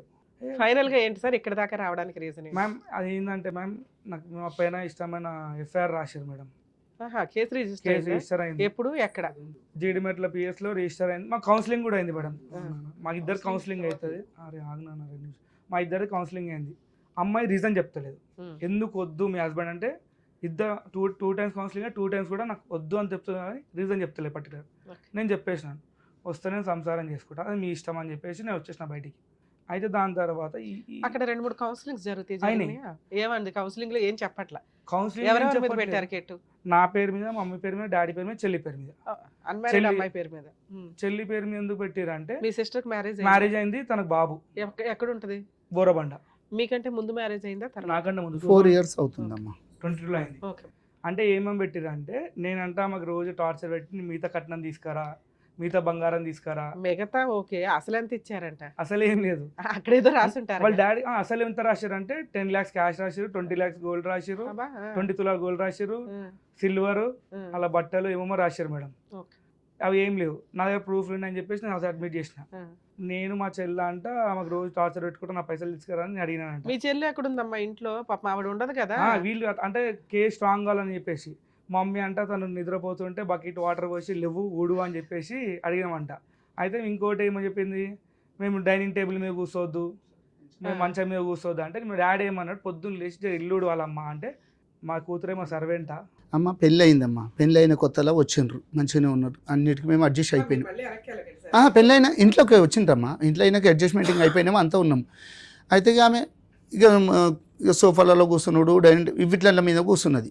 అయితే నేనేం చెప్పినట్టు సరే కొన్ని రోజులు కొత్తగా వచ్చింది కదా, మెల్లగా చెప్పుకుందాము, మనం మార్చుకుంటామని చెప్పేసి ఆయనతో కూడా చెప్పినమ్మా, నేను మంచిగా మార్చుకుంటాం, మీ దాంట్లో మీకు పద్ధతులు అనేవి తెలుస్తలేవు, మా దాంట్లోకి వస్తే మా పద్ధతులు ఇట్లుంటాయి మా అని కూడా చెప్తే ఆమె ఏం చేసింది, సరే కానీ నేనేం చెప్పినమ్మా, ఒక ఇల్లు ఉదయం లేవగానే ఆడవాళ్ళు ఏం చేసుకుంటారమ్మా, ఇక ఇల్లు ఉడుచుకొని కొంచెం దేవునికి దీపం పెట్టుకునాలా అంటే, లేదు మామయ్య నువ్వు దీపం పెడుతున్నావు కదా, రోజు నువ్వే పెడతావు కదా అంటే, రోజు నేను పెడతానమ్మా, ఏదో ఒక రోజు పెట్టుకునాలి కదా, నువ్వు కూడా పెట్టుకున్నాలి దేవునికి అంటుంటే, ఆమె దీపం ఇంతవరకు పెట్టింది లేదు, ఇల్లు ఊడ్చింది లేదు, వాకిలు ఊడ్చింది లేదు. అయితే నేను ఇదే మాట వాళ్ళ నాయనకు 10 సార్లు చెప్పినమ్మా, అంటే నువ్వు పని మనుషుల్ని పెట్టుకో అన్నాడు. నేనన్నా సరే నాకు పని మనిషి, ఇప్పుడు మా నలుగురికి పని మనిషి పెట్టుకుంటాం, వాళ్ళిద్దరు ఉన్నప్పుడు కూడా పని మనిషి పెట్టుకుంటారా, ఆమె మాకేం చేస్తుంది, నా భార్యనే మొత్తం చేస్తుంది పని అంతా, నేను పని మనిషిని పెట్టుకోను, ఆ పని మనుషులకు ఇంకొక పని మనిషి కావాలంటారు, ఇవన్నీ ఎక్కడికి ఉంటుంటాయి, మన పని మనం చేసుకున్నాను బా, ఏమన్నా డ్యూటీకి పోతుందా, ఏం చేస్తుందా, అన్నీ క్లాస్ జరిగిందమ్మా. జరుగుతుంటుంటే ఒకసారి ఇంట్లోకి వాళ్ళ అమ్మ వాళ్ళ నాయన వాళ్ళ తమ్ముడు కింద ఉన్నాడని మాకు తెలియదు.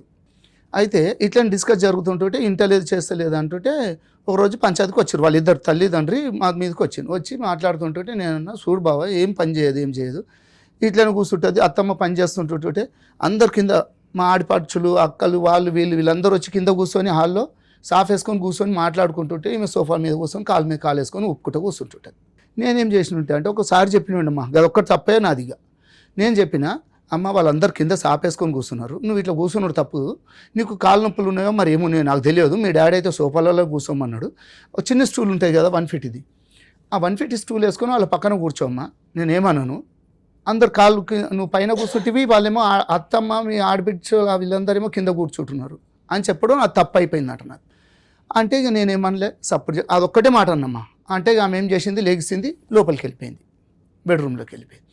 ఈమె కూడా చెప్తుందంట, కొంచెం పద్ధతులు మీ వేరే ఉన్నాయి మావి వేరే ఉన్నాయి, కొంచెం మామయ్య వచ్చినప్పుడు కొంచెం లేచి నీ రూమ్లో కన్నా పో, లేకపోతే మామయ్య లేచినప్పుడు కొంచెం బయటకు వెళ్ళి వచ్చినప్పుడు లేసైనా కూర్చొని కొంచెం మంచినీళ్ళు ఏదైనా ఒక పద్ధతి ఉండాలి అని చెప్పేసి చెప్తుంటే ఏ పని చేయలేదు. సరే అన్నిటికీ అడ్జస్ట్ అవుకుంటూనే వస్తున్నాయి 2 నెలలు. సరే పెళ్ళి అయితే ఇంకా మార్పు వస్తుందని, ఇక మార్పు రాలేదు. రాకుండా ఏం జరిగింది, ఇవి అవుతున్నాయమ్మా, ఇవి జరుగుతుంటుంటే ఇక ఈ పంచాయతీ మాకు ఈమె వెళ్ళిపోయింది కదమ్మా, డిసెంబర్లో 24వ తారీఖు వెళ్ళిపోయింది, ఇంకా రాలేదు చేయలేదు, ఇవన్నీ జరిగింది. బాబు చెప్పిండు. తర్వాత ఏం చేసిండ్రు, ఈ ఒక పంచాయతీ రోజు వాళ్ళ తమ్ముడు కింద ఉన్నాడమ్మా, అమ్మ నాయన మాట్లాడుతున్నారు, మేమిద్దరం ఉన్నాం వాళ్ళిద్దరు ఉన్నాం మాట్లాడుకుంటున్నాం, ఆమెకు పద్ధతులు నేర్పలేవు నువ్వు చేయలేవు, ఇవన్నీ మేము చెప్పుకుంటుంటే ఈ తల్లి ఏం చేసింది, ఫోను కొడుకుకు ఆన్ చేసేసి కొడుకుకు అది పెట్టిండ్రు, వాళ్ళు కాన్ఫరెన్స్ అయ్యిందో ఆ ఫోన్ పెడితే ఆ కొడుకు ఏం చేసిండు, వేరే వాళ్ళకి కాన్ఫరెన్స్ పెట్టిండు. ఇవి జరిగినాయి, ఇవి నాకు తెలియదు, నేను మాట్లాడేస్తున్నాను నేనేమనుకుంటున్నా, ఆయన మాట్లాడుతున్నా కదా కొంచెం పద్ధతి అని వస్తారు అన్నట్టు నేను మాట్లాడుకుంటూ పోతున్నా, మా మాటలన్నీ ఏం చేస్తున్నాడు, తల్లి ఇక్కడ రికార్డు పంపించేస్తుంది, కొడుకు అక్కడ వింటున్నాడు, ఇంకొకళ్ళకి ఎవరికో పంపిస్తున్నాడు. ఇవన్నీ జరిగినాక నేను ఈమె అన్నది, కింద వాళ్ళ కొడుకున్నాడే ఫోన్ వింటున్నాడు అంటే, ఫోన్ మాట్లాడుతున్నాడేమో లే నాకేం తెలుసులే అని చెప్పి. అయితే నేను ఒకసారి పోయి ఆ చూసే వరకు కింద ఇదంతా నడుస్తుందమ్మా, నడుస్తుంటుంటే నేను ఒకటే చెప్పేసిన, చూడమ్మా ఫోన్లు అట్లా పెట్టేసేసి ఇట్లా వినిపించుడు తప్పు, నువ్వు పెద్దదానివి, నీ కొడుకుకి వినిపిస్తున్నావు, నీ కొడుకు పోయి ఇంకొకళ్ళకి వినిపిస్తుండే, ఈ కాన్ఫరెన్స్లు దేని గురించి పెడుతున్నారు మీరు అంటే, మమ్మల్ని మనం చేద్దామని ఆశ అని చెప్పేసి నేను అదే రోజు అడిగితే వాడు అతను పైకి వచ్చిండమ్మా, పైకి వచ్చేసి ఏం డాడీ మీది ఎప్పటికి ఇదేనా, పంచాయతీలు లొల్లి లేనా, పెళ్ళి ఎన్ని రోజులు అయింది అది ఇది అని చెప్పేసి అంటే, నేను 23 చిన్నవాడు. అయితే నువ్వు ఎందుకు ఇట్లా మొత్తం ఇట్లా రుబాబ్గా వచ్చేసిండమ్మా, ఒక గుండాయిజం లాగా ఉంటాడు అతను మనిషిని. అంటే నేను అతనితోనే మాట్లాడలేదు. ఒకసారి మా మిస్సెస్ని తిట్టిపాడేసిండు, అప్పటి నుండి నేను అతనితో మాట్లాడా, అతను కూడా చెప్పిన, వాళ్ళ డాడీకి కూడా చెప్పిన. అతను మాటలు తిప్పి కొడితే 2 months మ్యారిటల్ రిలేషన్ లో ఇంత గొడవలు చేసిండ్రమ్మా. ఏమి అన్నిటి కొత్తుకుంటూ పోయినా నేను వద్దు వద్దు వద్దు వద్దు అనేసి. ఇంతవరకు నేను అయినా ఇప్పటికి ఓపికతోనే ఉన్నానమ్మా. సార్ ఇప్పుడు మీకు కోడలు కావాలా? నేను కావాలని చెప్తున్నాను, కావాలని చెప్తున్నానమ్మా. స్టేషన్ లో కేసు ఎఫ్ఐఆర్ అయిందా? ఎఫ్ఐఆర్ ఎట్లా చేసిర్రు? బెయిల్ ఇచ్చారా? స్టేషన్ బెయిల్ అయితే ఏం లేదు. ఎఫ్ఐఆర్ అయిందమ్మా, అంతవరకే వచ్చింది. అయితే మాకేం జరిగింది, ఒకసారి కౌన్సిలింగ్ జరిగింది కదమ్మా, అక్కడ కూడా 30 మందిని పెద్ద మనుషుల్ని పెట్టుకున్నామమ్మా. ఒక వాళ్ళ బాబాయ్ వాళ్ళు ఒక లాయర్లు వాళ్ళు కూడా వచ్చిర్రు. అయితే మనకు మా నుండి నేను కులపొల్లని, తర్వాత మా కజలని, వీళ్ళు మాదొక 20 మంది, మేము వాళ్ళు 30 మంది వచ్చినామమ్మ. వచ్చి ఒక టెంపుల్లోని కూర్చున్నాం, మేడ గొడవలు అయితే చేస్తాయి అన్నట్టు. అయితే కుర్రోడు ఏం చేసిండు, ఆల్రెడీ కొంతమందిని బయట పెట్టుకున్నాడు. ఇక మేము అవన్నీ మాకు వద్దులే అనేసి మా అదేదో మాట్లాడుకుంటాం, మేము ఇది చేసుకుంటాం. అమ్మాయి కావాలని చెప్పేసి మేము అందరం 11 గంటలకు మాకు టైం చెప్పిండమ్మా. 1:30కు వచ్చారు వాళ్ళు. మాకు ఆకలి అయిపోతుంది, వాళ్ళు తినేసి మెల్లగా వచ్చారు. 1:30 ఒక టైం చెప్పారు, ఒక టైంకి వచ్చారు. అయినా నేను ఓపికతో అందరం బిస్కెట్లు తిన్నాం, కూర్చున్నాం. అయితే మాట్లాడుతూ పెద్ద మనుషులు మాట్లాడుతుంటే కొడుకు తండ్రి ఇంతమంది ఉన్నామమ్మా. పిల్లగాడు నా కొడుకు మీదకి ఏం రా లంజోడక ఏమో మాట్లాడుతున్నావు అని చెప్పేసుకుంటే పైకి వచ్చేసేసి. పెద్ద మనుషులు పంచాయతీ ఇంతమంది ఉన్నారు, 30 మంది ఉన్నారు. నాకు అప్పుడు ఆవేశం ఆగలేదమ్మా. నువ్వెవడివిరా నువ్వు, అసలు నా కొడుకు మీదకి ఎట్లా వస్తున్నావు? ఇంతమంది 30 మంది ఉండగానే నా కొడుకు మీదకి వస్తున్నావు, నా కొడుకుని చంపుతావు రేపు పొద్దున, నేను పోలీస్ స్టేషన్లో కంప్లైంట్ పెడతాను నేను అని చెప్పేసి. అంటే వీళ్ళందరూ ఏమన్నారు, ఇవి పంచాయతీలా ఇప్పుడు మీరు ఈ లొల్లులు చేసుకొని వస్తారా, మాట్లాడినుకున్నారా అంటే నన్ను కొంచెం బయటకు పోమన్నారు. నన్ను మా బాబుని బయటకు పోయినాక మాట్లాడిరు వాళ్ళు, మాట్లాడుకురు, ఏం మాట్లాడుకుర్రో ఏం కథనో అన్నారు. తర్వాత ఏమన్నారు, ఇక ఎంత చేసినా ఏం చేసినా అమ్మాయి మీ దగ్గర ఉండే పొజిషన్ లేదు, ఉండనని చెప్పిందమ్మా. మా ముంగటే అన్నది. అడిగినాం మీకు ఏంది మీకు అంటే, మాకు అమ్మాయి అయితే కావాలని నేను అన్నామమ్మ. అమ్మాయి కావాలి, మాకు పెళ్ళి 2 నెలలు కూడా కాలేదా, మా పిల్లగాంది ఏంది ఇది 2 నెలలకు నేను పెళ్లి చేసుకుని 25-30 లక్షల రూపాయలు ఖర్చు పెట్టుకున్నా. ఎంత గొడవ జరిగి అబ్బాయిని కొట్టి ఎవరైతే బామ్మరిది కొట్టడానికి వచ్చిండు, కొట్టలేడు. అంత దూరం వచ్చిన కేసులు, మీ వైఫ్ ని తిట్టి, ఈయన తిట్టి, మిమ్మల్ని తిట్టి, ఇలాంటి కేసులు అయినా ఇంకా అమ్మాయి కావాలనుకున్నారా? అమ్మాయి అంటే మారుతుంది అని చెప్పేసి మొన్న ఇక ఎప్పుడైతే పోలీస్ స్టేషన్లకు మాకు ఇవన్నీ జరుగుతున్నాయో ఇక మాకు ఎప్పటికొనేది టార్చర్ ఏమో. సరే, ఫుల్ అండ్ ఫైనల్ సెటిల్మెంట్ మాట్లాడుకోపోయారు? అదే అడిగాం మేడం. మాట్లాడితే తర్వాత వాళ్ళకి ఒక దగ్గర 80 lakhs దాకా అప్పులు ఉన్నాయి. ఆ పైసలు డిమాండ్ చేస్తారు. ఫస్ట్ ఏమో 50, అట్లా 50, 100, ఫస్ట్ ఏమో 75 lakhs అడిపించారు, దాని 50 అడిపించారు. మళ్ళీ ఇంకొకళ్ళు వచ్చి మా ఇంటికి వచ్చి సెటిల్మెంట్ మాడితే వాళ్ళ తప్పు అని చెప్పి తిట్టిపించేసి వాళ్ళని తిట్టేసారు. అక్కడ నుంచి 25కి వచ్చారు. మళ్ళీ ఇంకొక ఏరియా పెద్దవాళ్ళు ఇప్పుడు అవుతుంటే అతను పెద్ద మనిషి వచ్చేసరికి ఆయన కూడా వాళ్ళ తప్పు అన్నందుకు మళ్ళీ లాస్ట్కి వాళ్ళు ఇప్పుడు ఎంత 20కి వచ్చారు. నేను ఒకటే అన్నా 9 రూపాయి అయితే ఇచ్చేది లేదు, మా తప్పులు లేవిడ, అందరు తెలుసు కాబట్టి తప్పులు మీ ఉన్నాయని చెప్పేసి మీకు సపోర్ట్ చేయకుండా నీ పిఎస్ ఇది ఫుల్ అండ్ ఫైనల్ సెటిల్మెంట్. మరి మీకు రావాల్సిన ఎంత ఉన్నాయి? నాకు ఓవరాల్ వచ్చేదైతే అందులో ఏం చేసిండమ్మా, మాకు ఒక 5 లక్షల రూపాయలు ట్రాన్సాక్షన్ చేసిండమ్మా. అంటే 5 లక్షలు ట్రాన్స్ఫర్ చేసిండు. ఏది నాకు ఫస్ట్ ఇచ్చిన అమౌంట్ ఉంది కదా సార్, అది పెళ్ళి అయినాక 1 వీక్ 15 డేస్కో నాకు అమౌంట్ ట్రాన్స్ఫర్ చేసిండు, నా అకౌంట్లోకి ట్రాన్స్ఫర్ చేసిండు. నేనేమన్నా అంటే, చూడు బావ ఇది నాకు ఇచ్చింది, నేను ఇచ్చిన అమౌంట్కు నువ్వు ట్రాన్స్ఫర్ చేసారు అని మీరు అనుకుంటే అట్లా వాళ్ళే ఉద్దేశంతో ఇచ్చారు, అది అడగాలి. నేను అదే అడిగినమ్మా. అది అడిగితే ఆయన ఏమంటాడు, నీ పైసలు నేను తర్వాత ఇస్తా, ముందైతే ఇవి పెట్టుకోను. ఆయన దృష్టిలో మీ దృష్టిలో క్లారిటీ వచ్చేసింది ఏమని, ఇదైతే ఫస్ట్ ఉంచుకో, దీనికి అప్పుకి సంబంధం లేదు, అవి తర్వాత ఇస్తాను, ఇవి పెళ్లి ఖర్చులకు ఉంచు అన్నట్లే చెప్పాను అన్నాడు. అంటే నేనేమన్నుంటి, అయితే ఇది జరిగింది కదమ్మా, పెళ్ళి అయిపోయినాక ఇవి పంపించి నేను ఊరుకున్నా. మామూలుగా మళ్ళీ ఇంకా కొన్ని డబ్బులు అడుగుతుంటే అవి డేట్లతో సహా నేను నా దగ్గర అవి ఇచ్చుకుంటూ వచ్చినట్టు. ఒక రోజు ఏం చేసిండు అంటే, లాస్ట్ ఫైనల్ పేమెంట్ అమ్మ ఇది ఒక 1,50,000 కావాలని చెప్పేసి కూర్చున్నాడు. నాకు ఇట్లా మెడ మీద కత్తి ఉంది, ఇప్పుడు నేను చచ్చిపోతాను బావా, నేను ఏం చేయాలి, నేను ఊరేసుకొని చచ్చిపోతా, అది ఇది అన్నాడు. అంటే దేని గురించి బావా అంత ప్రెజర్ ఎందుకు చేసుకుంటున్నావు నువ్వు, నీ జీతము నువ్వు ఒక హై లెవెల్ ఆఫీసర్వు, మీకు ఎందుకు ఇంతగానో టెన్షన్లు పడుతున్నావు ఊకే అంటుంటే, లేదు బావా నాకు ఇక అలా దాంట్లో డిపార్ట్మెంట్లో చేస్తే ఒక అతను శ్యామ్ అని చెప్పేసి ఉన్నాడంట, అతని దగ్గర కొంచెం అమౌంట్ తీసుకున్నాడంట. పోలీస్ స్టేషన్ లో ఫుల్ అండ్ ఫైనల్ సెటిల్మెంట్ కి వాళ్ళ దగ్గర నుంచి ఒక ప్రపోజల్ వచ్చింది, మీరేమన్నా ఒక చిన్న ప్రపోజల్ ఇచ్చి వదిలించుకుందాం అనుకుంటున్నారా? దానికోసం ఆగొచ్చు కదా, ఇక్కడ దాకా ఎందుకు వచ్చారు? యాక్చువల్లీ పంపించాక వాళ్ళు వద్దని చెప్పేసి మళ్ళీ పోలీసు వాళ్ళతో డిమాండ్ చేపిస్తారు మేడం. అవును, నన్ను చంపేస్తా నాకు ఫోన్లు చేపిస్తారు. ఇక్కడికి వస్తే ఏం జరిగింది అనుకుంటున్నారు మీరు? ఇక్కడ అంటే నాకు ఏదైనా న్యాయం జరుగుతుందేమో న్యాయస్థానం నుండి అనేసి అది ఒకటే జరుగుతున్నదమ్మా. నాకు న్యాయస్థానం నుంచి న్యాయం జరగాలంటే అడ్వకేట్ దగ్గరికి వెళ్తే సరిపోతుంది కదా. అడ్వకేట్ వాళ్ళకి కూడా మేము మాట్లాడుతున్నామమ్మా. ఎందుకంటే ఇప్పుడు పిఎస్లకు పోయినరు కదమ్మా, మా మీద అందరి మీద నేను మా కూతురు కూడా టార్చర్ చేసింది అన్నట్టు పెట్టిర్రు. మాకు భయం అయిపోతుంది, ఎందుకంటే ఆయన డిపార్ట్మెంటు తర్వాత ఆయన వెనకాల పెద్ద పెద్దోళ్ళు ఉన్నారు. మాకు కనీసం ఇట్లనన్నా మాకు కొంచెం సేఫ్టీ ఏమన్నా, మాకు ఏదైనా అదే ఏమంటారు రక్షణ ఏమన్నా కలుగుతుందేమో అన్నట్టు, మాకు రేపొద్దున మమ్మల్ని వేరేటోళ్ళు ఇబ్బంది పెట్టొద్దు అన్నట్టు నేను ఇట్లా వచ్చినానమ్మా. సో ఇక్కడ ఈ వీళ్ళ స్టోరీ వింటే మీకు కొంత అర్థమై ఉంటుంది. రోజు మనం ఎపిసోడ్స్లో రెగ్యులర్గా చెప్పుకుంటూనే ఉన్నాం, మ్యారిటల్ రిలేషన్ నిలబడుతుందా లేదా అనేది నీటి మీద బొడగలాగా అయిపోయింది ఈ రోజున పరిస్థితి. దీనికి pre wedding shoots, grand marriage, విచ్చలవిడి ఎక్స్పెన్సెస్, అది అబ్బాయి తరపు వాళ్ళు పెట్టుకుంటున్నారు, అమ్మాయి తరపు వాళ్ళు పెట్టుకుంటున్నారు. లీగల్గా ఏం చెప్తున్నాం, రిజిస్టర్ మ్యారేజ్ చేసుకోండి, ఇటు 10 మంది అటు 10 మంది, తర్వాత రిసెప్షన్ పెట్టుకోండి, ఇద్దరు ఈక్వల్గా వేసుకోండి, ఇది లీగాలిటీ. అలా చేయంగా మనం సాంప్రదాయం ఒకటి ఫాలో అవ్వాలి, అది పర్ఫెక్ట్. సాంప్రదాయం ఫాలో అయ్యేటప్పుడు అది కూడా రీజనబుల్గానే ఉండాలి. సాంప్రదాయపరమైన ఎక్స్చేంజ్లు ఏమన్నా జరిగితే అది డౌరీ కాకుండా, బట్టలు మేము 50,000 పెట్టామండి, వాళ్ళు ఒక రింగ్ పెట్టారు, మేము రింగ్ పెట్టాం, మాకు పెళ్లి ఖర్చులు ఇంత అయింది, వీళ్ళకి రిసెప్షన్ ఖర్చులు ఇంత అయినాయి, ఇవన్నీ కూడా కోర్టు సాంప్రదాయ ఎక్స్చేంజ్ల కిందే చూస్తుంది. అంతే తప్ప అది డౌరీ ట్రాన్సాక్షన్ల కింద వాళ్ళు వాడుకున్నా కూడా కోర్టు ప్రాపర్గా, వాళ్ళకి సాంప్రదాయాలు తెలుసు కదండి, ఏ జడ్జి ఎక్కడో నుంచో రారుగా, అందరూ మనలాంటి వాళ్ళమే జడ్జెస్ అవ్వడం చదువుకొని ఇట్లా అవుతుంది కాబట్టి వాళ్ళకి అన్నీ తెలుసు. డౌరీ అని ఎప్పుడు వస్తుందంటే ఆ పెళ్లి టైంకి పెద్ద మనుషులతో మాట్లాడుకుని ఉంటారు, మేము 30 లక్షలు 20 లక్షలు 10 లక్షలు, ఆ 10 లక్షలు అకౌంట్ ట్రాన్సాక్షన్ లేకపోతే పళ్ళాల్లో పెట్టి ఇవ్వడము ఇలాంటివి జరుగుతూ ఉంటాయి. అవి కూడా రీజనబుల్గా ఉండి ఫర్దర్గా ఎటువంటి హెరాస్మెంట్లు లేకపోతే దాన్ని కూడా పెద్దగా కన్సిడర్ చేయరు. కానీ ఇక్కడ అటువంటి డౌరీ ట్రాన్సాక్షన్స్ ఏమీ లేవు, మాట్లాడుకునే మాటలు మాత్రం హైప్ రేంజ్లోకి వెళ్ళినాయి. సో పెళ్లి ఖర్చులు పెట్టుకునేటప్పుడు అది అబ్బాయిలైనా అమ్మాయిలైనా ఆలోచించుకోండి, గోడకేసిన సొన్నం. అవి అబ్బాయిల దగ్గర నుంచే వసూలు చేస్తాము అంటే కుదరదు. ఎందుకు అంటే మీరు గ్రాండ్గా పెళ్లి చేసుకుంటున్నారు, మీ ఇష్టం కోసం, మీ సంతోషం కోసం చేసుకుంటున్న సెలబ్రేషన్ 10 మందిని పిలిచి వాళ్ళ బ్లెస్సింగ్స్ తీసుకోవడం కోసం జరిగేది. లేదు మేడం వాళ్ళు గ్రాండ్గా చేయమన్నారు, 2000 మందిని పిలిచారు అంటే మీరు అప్పుడే చెప్పుకోవాలి. ఆ రోజు ఆ అబ్బాయి కుటుంబం, ఆ అబ్బాయి వెనకాల ఆస్తో, ఆ అబ్బాయి ఫైనాన్షియల్ బ్యాక్గ్రౌండో జాబో చూసి ఇష్టపడి చేసేస్తూ తర్వాత కేసులు వేయాల్సి వచ్చినప్పుడు వాటిని వాడుకుంటే మీ క్యారెక్టర్స్ పర్ఫెక్ట్గా సెట్ కావు. 1కి 10 సార్లు పెళ్ళి టైములోనే కరెక్ట్గా మాట్లాడుకోండి. అందుకే చెప్తున్నాను, అది అబ్బాయిలు పెట్టినా అమ్మాయిలు పెట్టినా మ్యారేజ్ ఎక్స్పెన్సెస్ చెప్పుకోవడానికి బాగుంటాయి, ఎంత లాస్ అయిందో అయ్యో పాపం అని అనుకోవడానికి బాగుంటాయి తప్ప కోర్టు నుంచి రికవరీ చేసుకోవడం కుదరదు. మరి ఏం రికవరీ చేసుకోగలం?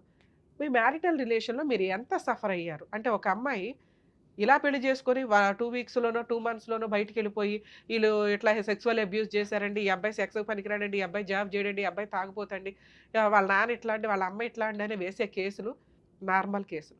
ఒకప్పుడు ఒక 10 years బ్యాక్ మనం చూస్తే 498 కేసు పెడితే ఇమ్మీడియట్గా అత్తమామలు, హస్బెండ్, ఆడబడుచులు, పెద్ద మనుషులు అందరినీ జైలుకి తీసుకెళ్లేవాళ్ళు. ఫస్ట్ ఎక్కడో పెద్ద మనుషులకు కాస్త కవరింగ్ అయింది, కానీ ఇవి హార్ట్ అటాకులతో చనిపోయిన సందర్భాలు ఎక్కువ ఉన్నాయి. ఇన్లాస్ ఎవరైతే అత్తమామలు ఉంటారో వాళ్ళే హెల్త్లు బాగోవు. ఈ ఒకప్పుడు మనం పోలీస్ స్టేషను, కోర్టు అంటే ఒక అవమానంగా ఫీల్ అయ్యే స్టేజ్, మనకి ఎప్పుడైనా అన్యాయం జరిగితే వెళ్ళే స్టేజ్ నుంచి టైం పాస్కి పెళ్లి చేస్తే పోలీస్ స్టేషన్కి వెళ్ళే సిచ్యుయేషన్లోకి, ఆ జనరేషన్లోకి మనం వచ్చేసాం. సో ఈ కేసులన్నీ మిస్యూజ్ అవుతున్నాయని సుప్రీంకోర్టు నెంబర్ ఆఫ్ కేసులను ఎవిడెన్స్గా తీసుకొని ఆ అరెస్టుల్లో ఏమీ 41 నోటీస్ ఇవ్వండి వీళ్ళకి అంటే station bail. Below 3 years punishment ఏ కేసులకి కూడా స్టేషన్ బెయిల్ ఇవ్వాల్సిందే, పోలీసులు అరెస్ట్ చేయడం కుదరదు. 498 కేసు కూడా అదే. ఇక్కడ వాళ్ళు మాట్లాడుతున్న ఎలిగేషన్స్ అవి ఎలిగేషన్స్ కిందే పనికొస్తాయి. వీళ్ళు చెప్పిన కేసు కొన్ని లక్షల మందికి రిప్రజెంటేషన్ అని అనుకోండి. ఎందుకంటే ఆ అబ్బాయి మ్యారేజ్ అయిన 1 yearలో ఒక అమ్మాయి చేతిలో మోసపోయిన వ్యక్తి అని అతని ఫీలింగ్. అలాగే ఆ అమ్మాయి పోలీస్ స్టేషన్కి వచ్చి ఒక కుటుంబం చేతిలో, ఒక హస్బెండ్ చేతిలో మోసపోయాను 2 monthsలోనే అని ఆవిడ ఫీలింగ్. నిజాలు ఏంటి అంటే కోర్టు దాకా వచ్చినప్పుడు కొంతకాలం నడుస్తుంటే తెలుస్తుంది. మరి 2 months 1 year మ్యారిటల్ రిలేషన్కి మన ఇండియన్లో కోర్టు సిస్టమ్ అనేది 3 to 5 years పడుతున్నాయి కదా. మరి వీళ్ళ వాల్యుబుల్ ఏజ్ ఇవంతా కూడా మిస్ అవుతూ ఉంటాయి. అందుకే మేబీ మనకు కూడా ఈ కామన్ కోడ్ కానీ ఇవన్నీ వచ్చినప్పుడు వీటిని బిలో 2 years కేసులన్నింటినీ అంటే బిలో 2 yearsలో విడిపోయే కేసుల్ని ఒక రకంగా ట్రీట్ చేయడం ఇవన్నీ కామన్గా వస్తాయి. వచ్చినప్పుడు ఈ మ్యారిటల్ డిస్ప్యూట్స్కి సంబంధించి సఫర్ అయ్యే వ్యక్తుల్ని ప్రొటెక్ట్ చేయగలుగుతాం మనం. ఇక్కడ అమ్మాయికి ఇప్పుడే పెళ్లి చేసుకోవడం అవసరం లేకపోతే ఖచ్చితంగా కేసు చాలా సంవత్సరాలు నడిపించడానికే చూస్తుంది. కానీ 2 months మ్యారిటల్ రిలేషన్ కేసులో ఒక ఆడపిల్లని ఇస్తున్నప్పుడు కానీ, ఒక మగపిల్లాడిని పెళ్ళికి కూర్చోబెట్టేటప్పుడు కానీ దయచేసి బోత్ సైడ్స్ పేరెంట్స్ని రిక్వెస్ట్ చేస్తున్నాను, ముందు పెళ్ళంటే ఏంటి? ఒక పార్ట్నర్ మనల్ని నమ్ముకొని మన ఇంట్లోకి వస్తుంటే, లేదా మనం ఒక పార్ట్నర్‌ని తెచ్చుకుంటుంటే, ఆ అమ్మాయితో ఎలా బిహేవ్ చేయాలి? ఆ హస్బెండ్‌తో ఎలా బిహేవ్ చేయాలని బేసిక్ నేర్చుకోండి. ఏమి నేర్చుకోకుండా అమ్మ వాళ్ళ ఇంట్లో కాలు మీద కాలేసుకొని పాలు తాగేసి నిద్రపోయి, ఈళ్ళేమో నెట్లో ఎత్తుకుంటూ ఇంతే కాదు. ఇది కాదు లైఫ్. ఒక అమ్మాయి ఆ ఇంటి మహాలక్ష్మి. ఆడపిల్ల అంటేనే మహాలక్ష్మి ఇంకంతే. అలాంటి మహాలక్ష్మి మన ఇంటికి వాళ్ళు పంపిస్తున్నారు. ఆ మహాలక్ష్మి ఈ ఇంటికి మళ్ళీ మహాలక్ష్మి అవ్వాల. ఏంటి టైమ్ పాస్ పంచాయతీలు? నేర్పించి పంపించండి. భర్తతో ఎట్లా ఉండాలి? మీ వైఫులతో మీరు కాపురాలు చేస్తున్నారుగా. మీ అమ్మలు కాపురాలు చేసుకున్నారుగా. మీ నాన్నలు కాపురాలు చేశారు. ఇది మీ పిల్లల జనరేషన్‌కొచ్చేసరికి స్పాయిల్ అయిపోతుంది. మీ ఇళ్లలో మగపిల్లలుంటే మీకు ఖచ్చితంగా అర్థం అవ్వాలి. కర్మేంటంటే ఇక్కడ ఆడపిల్లుంది, అక్కడ మగపిల్లోడున్నాడు. అయినా వీళ్ళ బాండింగ్స్ అనేవి చాలా స్పాయిల్ అయిపోయినాయి. చాలా మేజర్ పాయింట్స్. వాళ్ళ దృష్టిలో వాళ్ళు కరెక్టు. వీళ్ళ దృష్టిలో వీళ్ళు కరెక్టు. సో, ఆడపిల్లలకి పెళ్ళిళ్ళు చేసి పంపించేటప్పుడు 1కి 100 సార్లు ఒక కుటుంబంలోకి వెళ్తున్నప్పుడు ఆ అమ్మాయి ఎళ్తుంది అంటే భర్త, అత్తమామలు, కుటుంబ సభ్యులు ఉంటారు. వాళ్ళకి నేర్పించి పంపించండి. పనమ్మాయి కింద కాదు, ఆ ఇంటి మహాలక్ష్మిలాగా వెళ్తుంది. బాధ్యతలన్నీ ఉంటాయి. మీ అమ్మ ఎంత బాగా చేసిందో నువ్వు కూడా ఆ ఇంటికెళ్ళి మా పరువు నిలబెట్టాలి తల్లి. పని ఇక్కడ కాళ్ళ మీద కాలేసుకొని కూర్చొని పాలు తాగినా కూడా అక్కడికి వెళ్ళి ఆ పాలు నువ్వే కాసి ఆ కుటుంబ సభ్యులందరికీ ఇవ్వాలి. ఆళ్ళ కుటుంబ గౌరవం నీ మీద ఆధారపడి ఉంటది అని నేర్పించి పంపించండి దయచేసి. కాపురాలు నిలబడాలి అంటే ఎందుకంటే కొంతకాలం తర్వాత పెళ్ళిళ్ళు చేసుకోవడానికి భయపడి ఎవ్వరూ పెళ్ళిళ్ళు చేసుకోరు. అలాగే ప్రెగ్నెన్సీలొచ్చినప్పుడు ఈ తింగర మాటలు కొన్ని నడుస్తూ ఉంటాయి ఇష్టం లేకపోతే. సో, అది ఓకే. అది వాళ్ళ పర్సనల్ విషయం. కానీ కంటిన్యూ అయ్యే ఉద్దేశం ఉంటే పిల్లలున్న కేసుల్లో అన్నెసెసరీగా విడిపోవద్దు. 100% కలిసి ఉండడానికే చూడండి. ఇక అబ్బాయిల విషయానికొస్తే ఒక పిల్ల ఏ 20 ఏళ్ళో, 25 ఏళ్ళో ఒక ఇల్లు అలవాటైపోయి, చుట్టాలు అలవాటైపోయి మన ఇంట్లోకొస్తది. మనం అందరం కొత్తోళ్ళమే. ఒక్క హస్బెండ్ తప్ప. హస్బెండ్‌లు చేసే మేజర్ మిస్టేక్స్ ఏంటంటే, అమ్మ ఏమనుకుంటదా? నాన్న ఏమనుకుంటారా? అని ఆ అమ్మాయితో టైమ్ స్పెండ్ చేయరు. ఆ అమ్మాయితో మాట్లాడరు. వీళ్ళు ఒక గ్రూప్ యేసుకొని హాల్‌లో కూర్చొని మాట్లాడుకోవడం. ఆ అమ్మాయి కొత్త అమ్మాయి. కలవడానికి, మీ మాటలు వినటానికి ఆ అమ్మాయికి 2, 3 ఇయర్స్ పైనే పడతది. అటువంటి అమ్మాయి వన్స్ కోడలుగా వచ్చినాక మన ఇంట్లో పనమ్మాయిలాగా ట్రీట్ చేసేయాలి అని అనుకుంటే, మీ చుట్టాలతో కలవడం ఆ అమ్మాయికి కుదరదు. మీ పోసుబోలు కబుర్లు ఆ అమ్మాయికి అర్థం కూడా కావు. ఆ అమ్మాయికి ఫస్ట్ వ్యక్తి భర్త. భర్తతో కొంచెం టైం మాట్లాడగలదు. మిగతా టైం ఏం చేయగలదో అంతవరకే. కొంచెం అమ్మాయిని అండర్‌స్టాండ్ చేసుకోండి. వచ్చి రాగానే మన పద్ధతులు నేర్చేసుకోవాలి, మన ఇంట్లో స స సర్దుకుపోవాలి, మన కుటుంబాన్ని నెత్తి మీద ఏసేసుకోవాలంటే పిల్ల పిచ్చుకలు వీళ్ళంతా. వీళ్ళకేమి ఒకప్పుడంటే 15 ఏళ్ళకే పెళ్ళిళ్ళు, పెళ్ళంటేనే ఒక బొమ్మలాట దగ్గర నుంచి నేర్చేసుకొని భర్త కావాలి, అత్తమామలు కావాలి ఇట్లా ఉండేది. ఇప్పుడు అట్లా లేదు. పెళ్ళంటేనే భయపడిపోతున్నారు ఆడపిల్లలు. అలాంటి ఒక అమ్మాయి మన దగ్గరకొచ్చినప్పుడు కొంత ప్రొటెక్టివ్‌గా చూసుకొని, మన అబ్బాయికి అవసరం. మన అబ్బాయి ఫిజికల్ నీడ్స్ తీరాలన్నా, మన కుటుంబం ముందుకెళ్ళాలన్నా, మనకి వారసులు రావాలన్నా, మన ఆస్తి వేస్ట్ అయిపోకుండా ఉండాలన్నా, అమ్మాయి అవసరం కాబట్టి, కోడలు అవసరం కాబట్టి, కోడలు అపురూపం అనుకోని ముందే నేర్పించుకోండి. అరే! ఈ కాపురం పోతే మళ్ళీ ఎవరో సెకండ్ హ్యాండ్‌ని చేసుకోవాల్సొస్తది. అప్పుడైనా ఇదే పంచాయతీ కదా! ఆ సర్దుకునేదేదో ఇప్పుడే సర్దుకుందాం అని ముందుగా ఆలోచించి అబ్బాయిల్ని ప్రిపేర్ చేసి ఉంచండి. ఆ అబ్బాయికి భార్య తర్వాతే తల్లిదండ్రులు. తల్లిదండ్రులు, భార్య, ఆయన పిల్లలు, ఒక కుటుంబం ఇంతే. తల్లిదండ్రులు నచ్చకపోతే ఆ అబ్బాయి కాపురం కోసం దూరంగా ఉండడానికి కూడా వెనకాడొద్దండి. ఎందుకంటే కాపురం పోయినాక అబ్బాయి మీ ముందు ఉండి ఉపయోగం ఏముంది? కాపురం నిలబెట్టడానికి ఎన్ని పనులు చేయగలగాలో అంతా తగ్గండి. ప్రాబ్లమే లేదు. ఎందుకంటే మనం అనుకుంటాం మన సాంప్రదాయం ఫాలో అవుతున్నాంగా లీగాలిటీని ఫాలో అవ్వట్లేదు కదా! రిజిస్టర్ మ్యారేజ్ చేసుకోమంటే చేసుకోరు. మరి సాంప్రదాయం ఫాలో అయినప్పుడు ఆ స్టేజ్ ఏంటిది? ఇద్దరు శివుడు, పార్వతి కూర్చొని చేసుకునే ఒక పెళ్లి మనంతా ఎళ్లి అక్షింతలు వేసేది ఆ బ్లెస్సింగ్స్. పుటుక్కున సంవత్సరం అవగానే విడిపోయి చేస్తున్నారు. ఏ రకంగా ఇదంతా వర్కౌట్ అవుతది? వేరే కంట్రీస్ అన్నీ మన కంట్రీ వైపు ఎందుకు చూస్తాయో తెలుసా? మన సాంప్రదాయాలు, మన ఆచార వ్యవహారాలు, మన బాండింగ్స్, భార్యాభర్తల బాండింగ్స్, కుటుంబ బాండింగ్స్ అవి మొత్తం స్పాయిల్ అవుతున్న సందర్భంలో కొట్టుమిట్టాడుతున్న కోర్టులు కిరకిటలాడుతూ ఫ్యామిలీ డిస్ప్యూట్స్ తోటి. ఒక కేసా? ఒక డిస్ప్యూటా? 5 కేసులు ఫైల్ అవుతాయి. ఇక్కడ ఈళ్ళు బాధపడుతున్నది, భయపడుతున్నది ఏంటంటే స్పాయిల్ అయిపోయింది. ఏమీ చేయలేము. ఎందుకంటే పోలీస్ స్టేషన్ దాకా వచ్చినప్పుడు సుప్రీంకోర్టు గైడ్‌లైన్స్ కౌన్సెలింగ్‌లు ఇమ్మని. ఆ కౌన్సెలింగ్‌ల్లోనే ఇక్కడ అర్థమైపోతుంది ఆ అమ్మాయికి డే 1 నుండి ఇష్టం లేదు. దయచేసి కనుక్కోండి. ఈ రోజున ఆడపిల్లలు బయటికి చెప్పట్లేదు. వాళ్ళకో ఫ్రెండ్స్ ఉంటారు. వాళ్ళకో పర్సనల్ లైఫ్ ఉంటది. వాళ్ళకి ఇష్టం లేకపోతే ఇష్టం లేదు అంతే.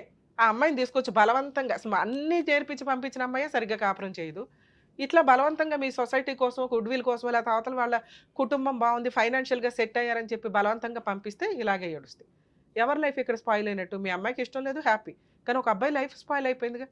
సొసైటీలో ఎలా చెప్పుకోగలుగుతాడు? ప్రెగ్నెన్సీ వచ్చింది. 2 మంత్స్‌కే భార్య వెళ్ళిపోయే అయినా బతులాడి తెచ్చుకున్నాడు. ఏం చెప్పుకుంటాడు? ఏం తప్పు ఉంది ఇక్కడ? లేకపోతే కామన్‌గా వేసే డైలాగులు ఏంటో తెలుసా? అబ్బాయి సెక్స్‌కి పనికిరాడండి అని. ఇక్కడ అది కూడా ప్రూవ్ చేసుకున్నారు. అయినా విడిపోయిన కాపురం. ఇప్పుడు పెద్దగా అయిపోయింది విషయం. యాక్చువల్‌గా ఇట్లాంటి కేసులు కలపడానికి ఎక్కువ ఛాన్స్ ఉంటే ట్రై చేయాలి మనం. కానీ ఇక్కడ ప్రొటెక్ట్ చేయాల్సింది ముందు త్వరగా వదిలించుకోండి కోర్టుల చుట్టూ తిరగకుండా. 3 ఆప్షన్స్‌లో ఒక ఆప్షన్ ఎగిరిపోయింది. ఎట్టి పరిస్థితుల్లో వీళ్ళు కలవడం కుదరదు. ఇక 2 ఆప్షన్స్‌లో ఫైనాన్షియల్ సెటిల్మెంట్లు. ఇప్పుడు తను ఒక మాట అన్నాడు, మేడం మేమెందుకు ఇవ్వాలి? మా దగ్గరే బోలెడంత డబ్బు తీసుకున్నారు. మేమే తప్పు చేయలేదు. కోర్టుల చుట్టూ మమ్మల్ని తిప్పి మా లైఫ్‌ని స్పాయిల్ చేయడానికి. యాక్చువల్‌గా పాపం ఆడపడుచుకి సంబంధమే లేదు. ఆడపడుచు వాళ్ళ ఆయన, పక్కింటోళ్ళు, ఎదురింటోళ్ళు ఎవరైనా పేరెంట్ మాట్లాడితే ఆళ్ళకి కూడా పెడుతున్నారు. అయినా పోలీసులు తీసుకోవట్లేదండి. కొంచెం జ్ఞానంగానే ఆలోచిస్తున్నారు. సుప్రీంకోర్టు ఊరుకోవట్లేదు ఎవరిని. ఒకవేళ అలాంటి ఎవరి పేర్లైనా పెడితే హైకోర్టు క్వాష్ పిటిషన్ వేసుకోండి. వాళ్ళ పేర్లు తీసేస్తారు. ఆ అబ్బాయి అమ్మ, నాన్న తప్ప మిగతా వాళ్ళ మీద కేసులు పెద్దగా ఎంటర్‌టైన్ అవ్వవు. ఎప్పుడు ఎంటర్‌టైన్ అవుతాయంటే ఒకే షెల్టర్‌లో వాళ్ళు ఉంటే కొంత ప్రూవ్ చేసుకోండి అంటారు. కానీ హస్బెండ్‌ని వదిలేసి మిగతా వాళ్ళందరికీ డిస్పెన్స్ చేస్తారండి. హైకోర్టులో క్వాష్ పిటిషన్ వేసుకుంటే రెగ్యులర్‌గా కోర్టుకి వెళ్ళకుండా. అంటే ఒక 50 సార్లు కోర్టుకి వెళ్ళాల్సి వస్తే ఒక 5 సార్లు వెళ్తే చాలు. మిగతా టైం అంతా మీ ఇంట్లో కూర్చోవచ్చు. కానీ కోర్టుల చుట్టూ తిరిగితే వచ్చే న్యాయానికి మన వాల్యుబుల్ టైము, ఫైనాన్షియల్, కరెక్ట్ అడ్వకేట్లు దొరకకపోతే సినిమా ఇవన్నీ ఉంటాయి కాబట్టి కొంచెం సెటిల్మెంట్‌లకి వెళ్ళండి. మీ ఏజ్‌ని స్పాయిల్ చేసుకోవద్దనే చెప్తాం. ఇక్కడ సెటిల్మెంట్ ప్రాసెస్ కూడా మనం మాట్లాడదాం. వీళ్ళ అదృష్టమో, వీళ్ళ కర్మో అక్కడ డిపార్ట్మెంట్‌కి సంబంధించిన వ్యక్తి ఇప్పుడు ప్రెజెంట్ ఏఎస్ఐ క్యాడర్‌లో ఉన్న మాంగారు. వదిలేస్తారా? ఇదో బిజినెస్ లాగా అది ఎవరైనా గానీ అట్లాగే నడుస్తున్న పంచాయతీ. ఫైనాన్షియల్ సెటిల్మెంట్లు చెయ్యమని ఏ కోర్టు చెప్పదండి. ఈ కేసులో 100% ఆ అమ్మాయికి చిల్లిగవ్వ కూడా రాదు. 2 మంత్స్ మ్యారిటల్ రిలేషన్ కోసం ఆవిడ మెయింటెనెన్స్ కేసు వేసుకున్నా కుదరదు. ఎందుకంటే వాళ్ళు చేసిన పెద్ద మేజర్ బ్లండర్ మిస్టేక్ ఏంటంటే, ఇదిగోండి మా అమ్మాయి జాబ్ చేస్తుంది. ఇదిగోండి 12 లక్షలు పర్సనల్ లోన్ తీసుకునేంత క్యాడర్‌లో ఆ అమ్మాయి ఉన్నప్పుడు ఆ అమ్మాయికి మెయింటెనెన్స్ రాదు. లోన్ అప్లై చేసేసి తీసేసుకున్నాం. ఇప్పుడు జాబ్ పోయిందన్నా కోర్టు కన్సిడర్ చేస్తారండి. ఎట్టి పరిస్థితుల్లో అమ్మాయికి మెయింటెనెన్స్ రాదు. ఒక అమ్మాయి గెలిచే కేసు మీ కేసులో అదొక్కటే. అది జరిగే పని కాదు. వీళ్ళకి బుద్ధి చెప్పాలి. నాకు ఇప్పుడే అర్జెన్సీ లేదు అనుకుంటే ఆడతా పాడతా ఫైట్ చేసే కేసు. మీకేంటంటే సొసైటీలో ఉన్న అన్ని కేసులు మనయ్యేనేమో అని మరి కంగారు పడడం వల్ల వీళ్ళు ఆహ్, ఏదైతే ఆయన ఒక కార్డ్ ఏసుకొని తిరుగుతున్నారో అదేదో గొప్ప అని మీ ఫీలింగ్ తప్ప పెరటి చెట్టు వైద్యానికి పనికిరాదండి. అలాగే ఆయన ఏమీ చేయలేడు ఈ కేసుల్లో. ఒక నార్మల్ ఫాదర్ అమ్మాయి తరపున వెళ్ళిన వ్యక్తికి ఉన్న రెస్పెక్ట్ కంటే వీళ్ళకి తక్కువే ఉంటుంది.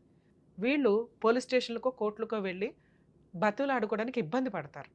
అర్థమవుతుందా? మీకు ఆ లాజిక్ తెలియట్ల.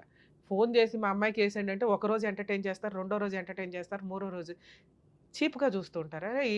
కాపురాన్ని ఏదో సెటిల్ చేసుకోలేకపోయాడు. కేసుల దాకా వస్తాయి. ఎందుకంటే కోర్టులో మీకు అది ప్లస్ పాయింట్. డిపార్ట్మెంట్ మామగారు ఏమన్నా చేసుండొచ్చు. ఆ రకంగా మీకు ప్లస్ పాయింటే, అది మైనస్ కాదు. 2 ఆ అమ్మాయి domestic violence case 498 case. Maintenance వేస్తే వేయొచ్చు. మెయింటెనెన్స్ గెలవదు. 498 గెలవదు. డొమెస్టిక్ వైలెన్స్ గెలవదు. ఇప్పుడు మీరు చెప్పినవి నిజాలైతే. Next divorce case. ఆ అమ్మాయి రాను అంటుంది కాబట్టి 1 ఇయర్ కంప్లీట్ అయింది. మీరు డైవర్స్ వేసుకోండి. మేడం మరి సెటిల్మెంట్ బెటర్ అన్నారు కదా మీరు. ఏ రకంగా సెటిల్మెంట్ బెటర్ మేడం? మేము న్యాయ పోరాటం చేయాలనుకుంటున్నాం. ఈ న్యాయ పోరాటం చేయడానికి మీకు మంచి లాయర్ కావాలి. దానికి కొంత ఎక్స్‌పెన్సెస్ అవుతాయి. మాకు ఇదే బెటర్ మేడం అంటే తక్కువలో తక్కువ 2, 3 ఇయర్స్‌లో మీ కేసు అయిపోతది. అర్థమవుతుందా? క్లోజ్ అవుతది. ఇలాంటి వాళ్ళకి ఇవ్వకూడదని నా ఉద్దేశం కూడా. ఎందుకంటే ఊరికే పెళ్లిళ్ళు చేసుకొని అటు ఇటు అంటే అవ్వదు కదా! నీకెంత ఖర్చయిందో వాళ్ళకంతే ఖర్చయింది. కానీ ఇక్కడ కొన్ని చిన్న చిన్న లూప్ హోల్స్ మాట్లాడుకుంటే ఆ అమ్మాయి ఫిజికల్‌గా కొంత మీతో పిల్లల్ని కనటానికి కూడా ఇదయ్యింది. అలాగే ప్రాపర్టీ గురించో, ఇంకొకటి గురించో వాళ్ళు అబద్ధాలు చెప్పినప్పుడు మీరు కూడా కొంత అడిగారు. అడగటం మీ హక్కే. పెళ్ళిళ్ళ టైంలో మీరు ఏది మాట ఇస్తారో అది పెళ్లి టైంకి చేసేయండి. ఆ విషయాల మీద గొడవలు పడి అనవసరంగా కాపురాలు నాశనం చేసుకోవద్దు. పెళ్ళప్పుడు ఏదో ఎచ్చులుగా చెప్తారు. మేము ఇది ఇస్తాం, అది ఇస్తాం, అది ఇస్తాం అని. పెళ్లి టైంకి ఇచ్చి పడేయాల. అది దాన్నే స్త్రీధనం అంటారు. ఆ పిల్ల తీసుకొని వెళ్ళటం అనేది ఆ టైంకి ఆ అమ్మాయికి ఇష్టం. అప్పుడు వదిలేసి తర్వాత ఇస్తాము అంటే ఖచ్చితంగా అవతల వాళ్ళు అరే నువ్వేం తెచ్చుకోలేదేంటి అని సరదాగా అన్నా కూడా అదొక అవమానంగా ఫీల్ అయిపోయి ఆ రోజు మీ నాన్న అన్నాడు కదా అదేదో ఇస్తాం అరెకరం పావెకరం అన్నారు తెచ్చుకోలేదు ఏంటి అంటే ఇదిగోండి అడిషనల్ డౌరీకి నన్ను హెరాస్ చేశారు. ఇవి కరెక్ట్ కాదు. ఒకసారి పెళ్లిలో మీరు మాట్లాడుకుంటున్నారంటే పెళ్లిలో ఇచ్చేయడానికే చూడండి. అబ్బాయి తరపు వాళ్ళు తల్లిదండ్రులు ఎవరైతే ఉన్నారో కొంచెం లాజిక్ ఆలోచించండి. పెళ్లి ఇంకో 10 రోజులు పోస్ట్‌పోన్ చేసుకోండి గానీ లేదా వద్దు అనుకోండి. మాకేం వద్దు అమ్మాయి వస్తే చాలు. ఏదైనా కావాలి ఆళ్ళు ఇస్తాము అంటే ఆ టైంకి ఇవ్వండి. స్టార్టింగ్లో మాట్లాడిందే పర్ఫెక్ట్, తర్వాత మాట్లాడేదంటే హెరాస్మెంట్ కిందకి వెళ్తుంది. కొంచెం ఈ లాజిక్ మిస్ అవ్వకండి ఎవరు కూడా. సరే, ఇక్కడ మీరు భయపడింది ఏదైతే ఉందో మీరు 100% మీ కష్టం ఏంటో తెలియజేశారు. మీలాంటి వాళ్ళే బయట బోల్డు మంది ఉన్నారండి. వాళ్ళకి ఒక అవేర్‌నెస్ నిజంగా ఆ పుణ్యం అంతా మీకు యాడ్ అవుతున్నట్లు లెక్క. ఎందుకంటే ఇది నార్మల్ కేసు. మీకున్న ఫైనాన్షియల్ కెపాసిటీకి మీరు మంచి లాయర్‌ని పెట్టుకొని కూడా ఫైట్ చేయొచ్చు. కానీ జనాలకు తెలియాలి మేము ఎంత సఫర్ అవుతున్నాము, ఇలాంటి వాళ్ళు ఎంత సఫర్ అవుతున్నారని. మీరు ముందుకొచ్చి మీ వాయిస్ రేస్ చేసి చెప్పినందుకు నిజంగా హ్యాట్స్ ఆఫ్. ఎందుకంటే మీ అబ్బాయి చాలా రెస్పెక్ట్ ఇస్తున్నాడు తండ్రికి, కుటుంబానికి. అలాంటి పిల్లోడిని ఎంత జాగ్రత్తగా చూసుకోవాలని సొసైటీ చూసిన వ్యక్తిగా రెస్పాన్సిబిలిటీ మీకుండాలి. తండ్రి దగ్గర కూర్చోనో లేకపోతే డిప్రెషన్‌లోనో మీకు మీ ఏరియాలో మేబీ తాగుడు కామన్‌గా అయ్యుండొచ్చు గానీ, అది పండగల టైముల్లోనే. మిగతా టైము డిప్రెషన్ వచ్చినప్పుడు తాగుకుంటూ కూర్చుంటే ఆ పిల్లోడి వయసు ఎంత? అబ్బాయిని చేసుకోవాలి అంటే అబ్బాయి పర్ఫెక్ట్‌గాను, హెల్తీగాను ఉండాలి కదా! మీ ఏజ్‌కొచ్చేసినాక మీరు తాగితే పర్లేదు గానీ, అతని బాధలో తట్టుకోలేని పరిస్థితులు ఎవరికి చెప్పుకోవాలో అతనికి అర్థం కావట్ల. అలాంటి సీన్ ఆ పిల్లోడికి రావద్దు. ఎందుకంటే ఈ రోజున అలాంటి పిల్లలు దొరకట్ల. అంత పద్ధతిగా పెరిగి నాన్న మమ్మల్ని కొట్టి పద్ధతిగా పెంచాడండి అనే సిట్యుయేషన్‌లో అతను పర్ఫెక్ట్‌గా పెరిగిన వ్యక్తిని. అతన్ని మిస్‌యూజ్ చేస్తే ఎట్లా మనం? ఇక లీగల్ ఇష్యూస్‌కొస్తే సార్ అతనేమీ చేయలేడు. కంగారు పడొద్దు. ఈ కేసులో సెటిల్‌మెంట్ వద్దని నేను ఎంత బాగా చెప్తున్నానో, మిమ్మల్ని ప్రొటెక్ట్ చేయడం, మీ అబ్బాయిని ప్రొటెక్ట్ చేయడం అవసరం కాబట్టి, ఒకవేళ 1 ఇయర్‌లో అయిపోయే కేసులైతే ఫైటింగ్ చేయమనే అంటాం. మనకి కామన్ కోడ్ వచ్చే వరకు ఈ తలనొప్పులు తగ్గవు. ఇతను డిప్రెషన్‌లోకి వెళ్ళిపోతాడేమో అని నా బాధ. ఎందుకంటే ఏ తప్పు చేయకుండా 3 కేసులు కోర్టుల చుట్టూ తిరగడం అంటే మామూలు విషయం కాదు. ఎందుకంటే మీ ఫ్యామిలీ మెంబర్స్ ఎవరు తిరగరు, తిరగాల్సిన అవసరం లేదు. ఇందాక నేను చెప్పాను హైకోర్టులో క్వాష్ పిటిషన్ వేసుకుంటారు. ఇతను కూడా తిరగవసరంలా. కానీ అడిగేవాళ్ళు ఒకళ్ళు ఉంటారు. ఏం జరిగిందిరా? ఏం జరిగిందిరా? కేసు ఏమైందిరా? అని. పిల్లాడు ఇంపార్టెంట్ కాబట్టి కొంచెం ఓ రూపాయి అటు ఇటుగా వాళ్ళు ఒక రీజనబుల్ ఫిగర్‌కి వచ్చారు. మీరు ఓ ఫిగర్ చెప్పండి. ఆ ఫిగర్‌కి వచ్చేదాకా ఫైట్ చేయండి. ఆ ఫిగర్‌కి వాళ్ళు వస్తే ఒక రూపాయి అటు ఇటు అనుకుని. ఎందుకంటే మీరు ఫ్రెండ్‌షిప్‌లోనే ఎక్కువ పెట్టేశారు. పిల్లాడిని కాపాడుకోవడం కోసం పెట్టరా? అనవసరంగా డబ్బు తీసుకున్న వాళ్ళెవరు బాగుపడరు. దీనికి ఒక రీజనబుల్‌గా మీరు ఇష్టపూర్వకంగా ఒక ఫిగర్ అనుకోని మ్యూచువల్ డైవర్స్‌కెళ్ళిపోవడం బెటర్. లేదు రావట్లేదు మేడం వాళ్ళు ఇంత అంటున్నారు అక్కడే కూర్చుంటున్నారు. ఫైటింగే చేయండి సార్. 100% అన్ని కేసులు మీరు గెలుస్తారు. తక్కువ రీజనబుల్ ఫీజెస్ తోటి. ఆ రీజనబుల్ ఫీజెసే అవ్వకుండా చూడండి అనేది. అక్కడ ఇచ్చేదేదో ఇక్కడిస్తే పిల్లోడు సేవ్ అయిపోతాడు. మీ కేసులో నేను మాక్సిమం అనుకోవడం 5-10 వరకు కూడా రీజనబుల్ ఫిగరే అని. వాళ్ళు 50 అడిగారు, 1 సీఆర్ అడిగి ఇయన్నీ నామకే వాస్తే వ్యవహారాలు గానీ, కోర్టు దగ్గర వచ్చినాక ఏమీ చేయలేమని వాళ్ళకి అర్థమవుతది. మీకెంత లీగల్ ఎక్స్‌పెన్సెస్ అవుతాయో అందులో మూడొంతులు వాళ్ళకే అవుతాయి. ఒక 498 కేసు వాళ్ళకి ఫ్రీ కేసేమో గానీ డొమెస్టిక్ వైలెన్స్, మెయింటెనెన్స్‌లు ఇవన్నీ వేయాల్సొస్తే, డైవర్స్ కేసులు ఇవి ఫైల్ చేయాల్సొస్తే ఆటోమేటిక్‌గా అవుతుంది. రీజనబుల్ కాజ్ లేకుండా ఆ అమ్మాయి ఏదో ఎవిడెన్స్‌లు రికార్డ్ చేసుకొని, రెచ్చగొట్టి మాటలన్నీ రికార్డ్ చేసినవేవి కూడా కోర్టు పెద్దగా కన్సిడర్ చేయదు. మీరు టెన్షన్ పడాల్సిన అవసరమే లేదు. కుదిరితే ఫుల్ అండ్ ఫైనల్ సెటిల్‌మెంటు లేదా 100% ఫైట్ చేయండి. ఈజీగా గెలుస్తారు వితౌట్ మెయింటెనెన్స్. సరేనా? ఆల్ ది బెస్ట్ అండి. జాగ్రత్త. సార్ ఏ కేసులోనైనా ఫ్యామిలీ మ్యాటర్స్ విషయానికొచ్చేసరికి కొన్ని రీజన్స్ ఉంటాయి. మనతో కాపురం చేసి పిల్లలకని 2, 3 పిల్లలు ఉన్నారు, లేకపోతే ఒక పిల్లాడు ఉన్నాడు, పిల్లలు ఉంది అనుకుంటే కాంపెన్సేషన్ ఇచ్చి సెటిల్ చేసుకోండి. ఎందుకంటే పిల్లలకి తండ్రి అవసరం చాలా ఉంటుంది. ఇండియాలో తండ్రిని ఇవ్వడం కుదరదు కాబట్టి ఓన్లీ విజిటేషన్ రైట్స్. ఇవి ఒకళ్ళకొకళ్ళు తిరగడం వల్ల దిగజారి మాటలు కూడా కొన్ని వచ్చేస్తున్నాయి. కాబట్టి వదిలేయాలనుకుంటే పిల్లలతో పాటు భార్యను వదిలేసి కొంత కాంపెన్సేషన్ అయితే ఇవ్వాలి. అది వాళ్ళ చదువులకి, మెయింటెనెన్స్‌లకి వీటికి యూజ్ అవుతుంది. ఇక్కడ పిల్లలు లేరు 2-3 మంత్స్ మ్యారిటల్ రిలేషన్ అంటే రీజనబుల్ అమౌంట్ ఏది అడ్వకేట్‌లకి అయ్యే ఖర్చేదో ఆ అమ్మాయికే ఇచ్చి వదిలించుకోవడం వరకు వస్తే అది పర్ఫెక్ట్. లేకపోతే 100% న్యాయ పోరాటం చేయండి. ఎందుకంటే ఈ కేసులు నడుస్తుంటే సుప్రీంకోర్టు కూడా యాక్సెప్ట్ చేయట్లేదండి. చాలా చేంజెస్ రాబోతున్నాయి త్వరలో. అనవసరంగా ఒక అబ్బాయిల్ని పెళ్లి చేసుకొని మెయింటెనెన్స్‌లో, కాంపెన్సేషన్‌లో వసూలు చేసి కాళ్ళ మీద కాలేసుకొని కూర్చుందామంటే అమ్మాయిలకి కుదరదు. అలాగే ఒక ఆడపిల్లని పెళ్లి చేసుకొని అప్పనంగా కట్నాలు తెచ్చేసుకొని మన ఇంట్లో ఓ పనమ్మాయిలాగా ఉండాలంటే అబ్బాయిలకి కుదరదు. కానీ ఇక్కడ లాస్ అవుతున్నది ఎక్కువగా అబ్బాయిలు ఉన్నారు కాబట్టి కాంపెన్సేషన్ అబ్బాయి దగ్గర నుంచే వసూలు చేసుకునే కెపాసిటీ నడుస్తుంది కాబట్టి కొంచెం అబ్బాయిలు జాగ్రత్తగా ఉండండి. అమ్మాయిలు కొంచెం న్యాయంగా ఉండండి తల్లి.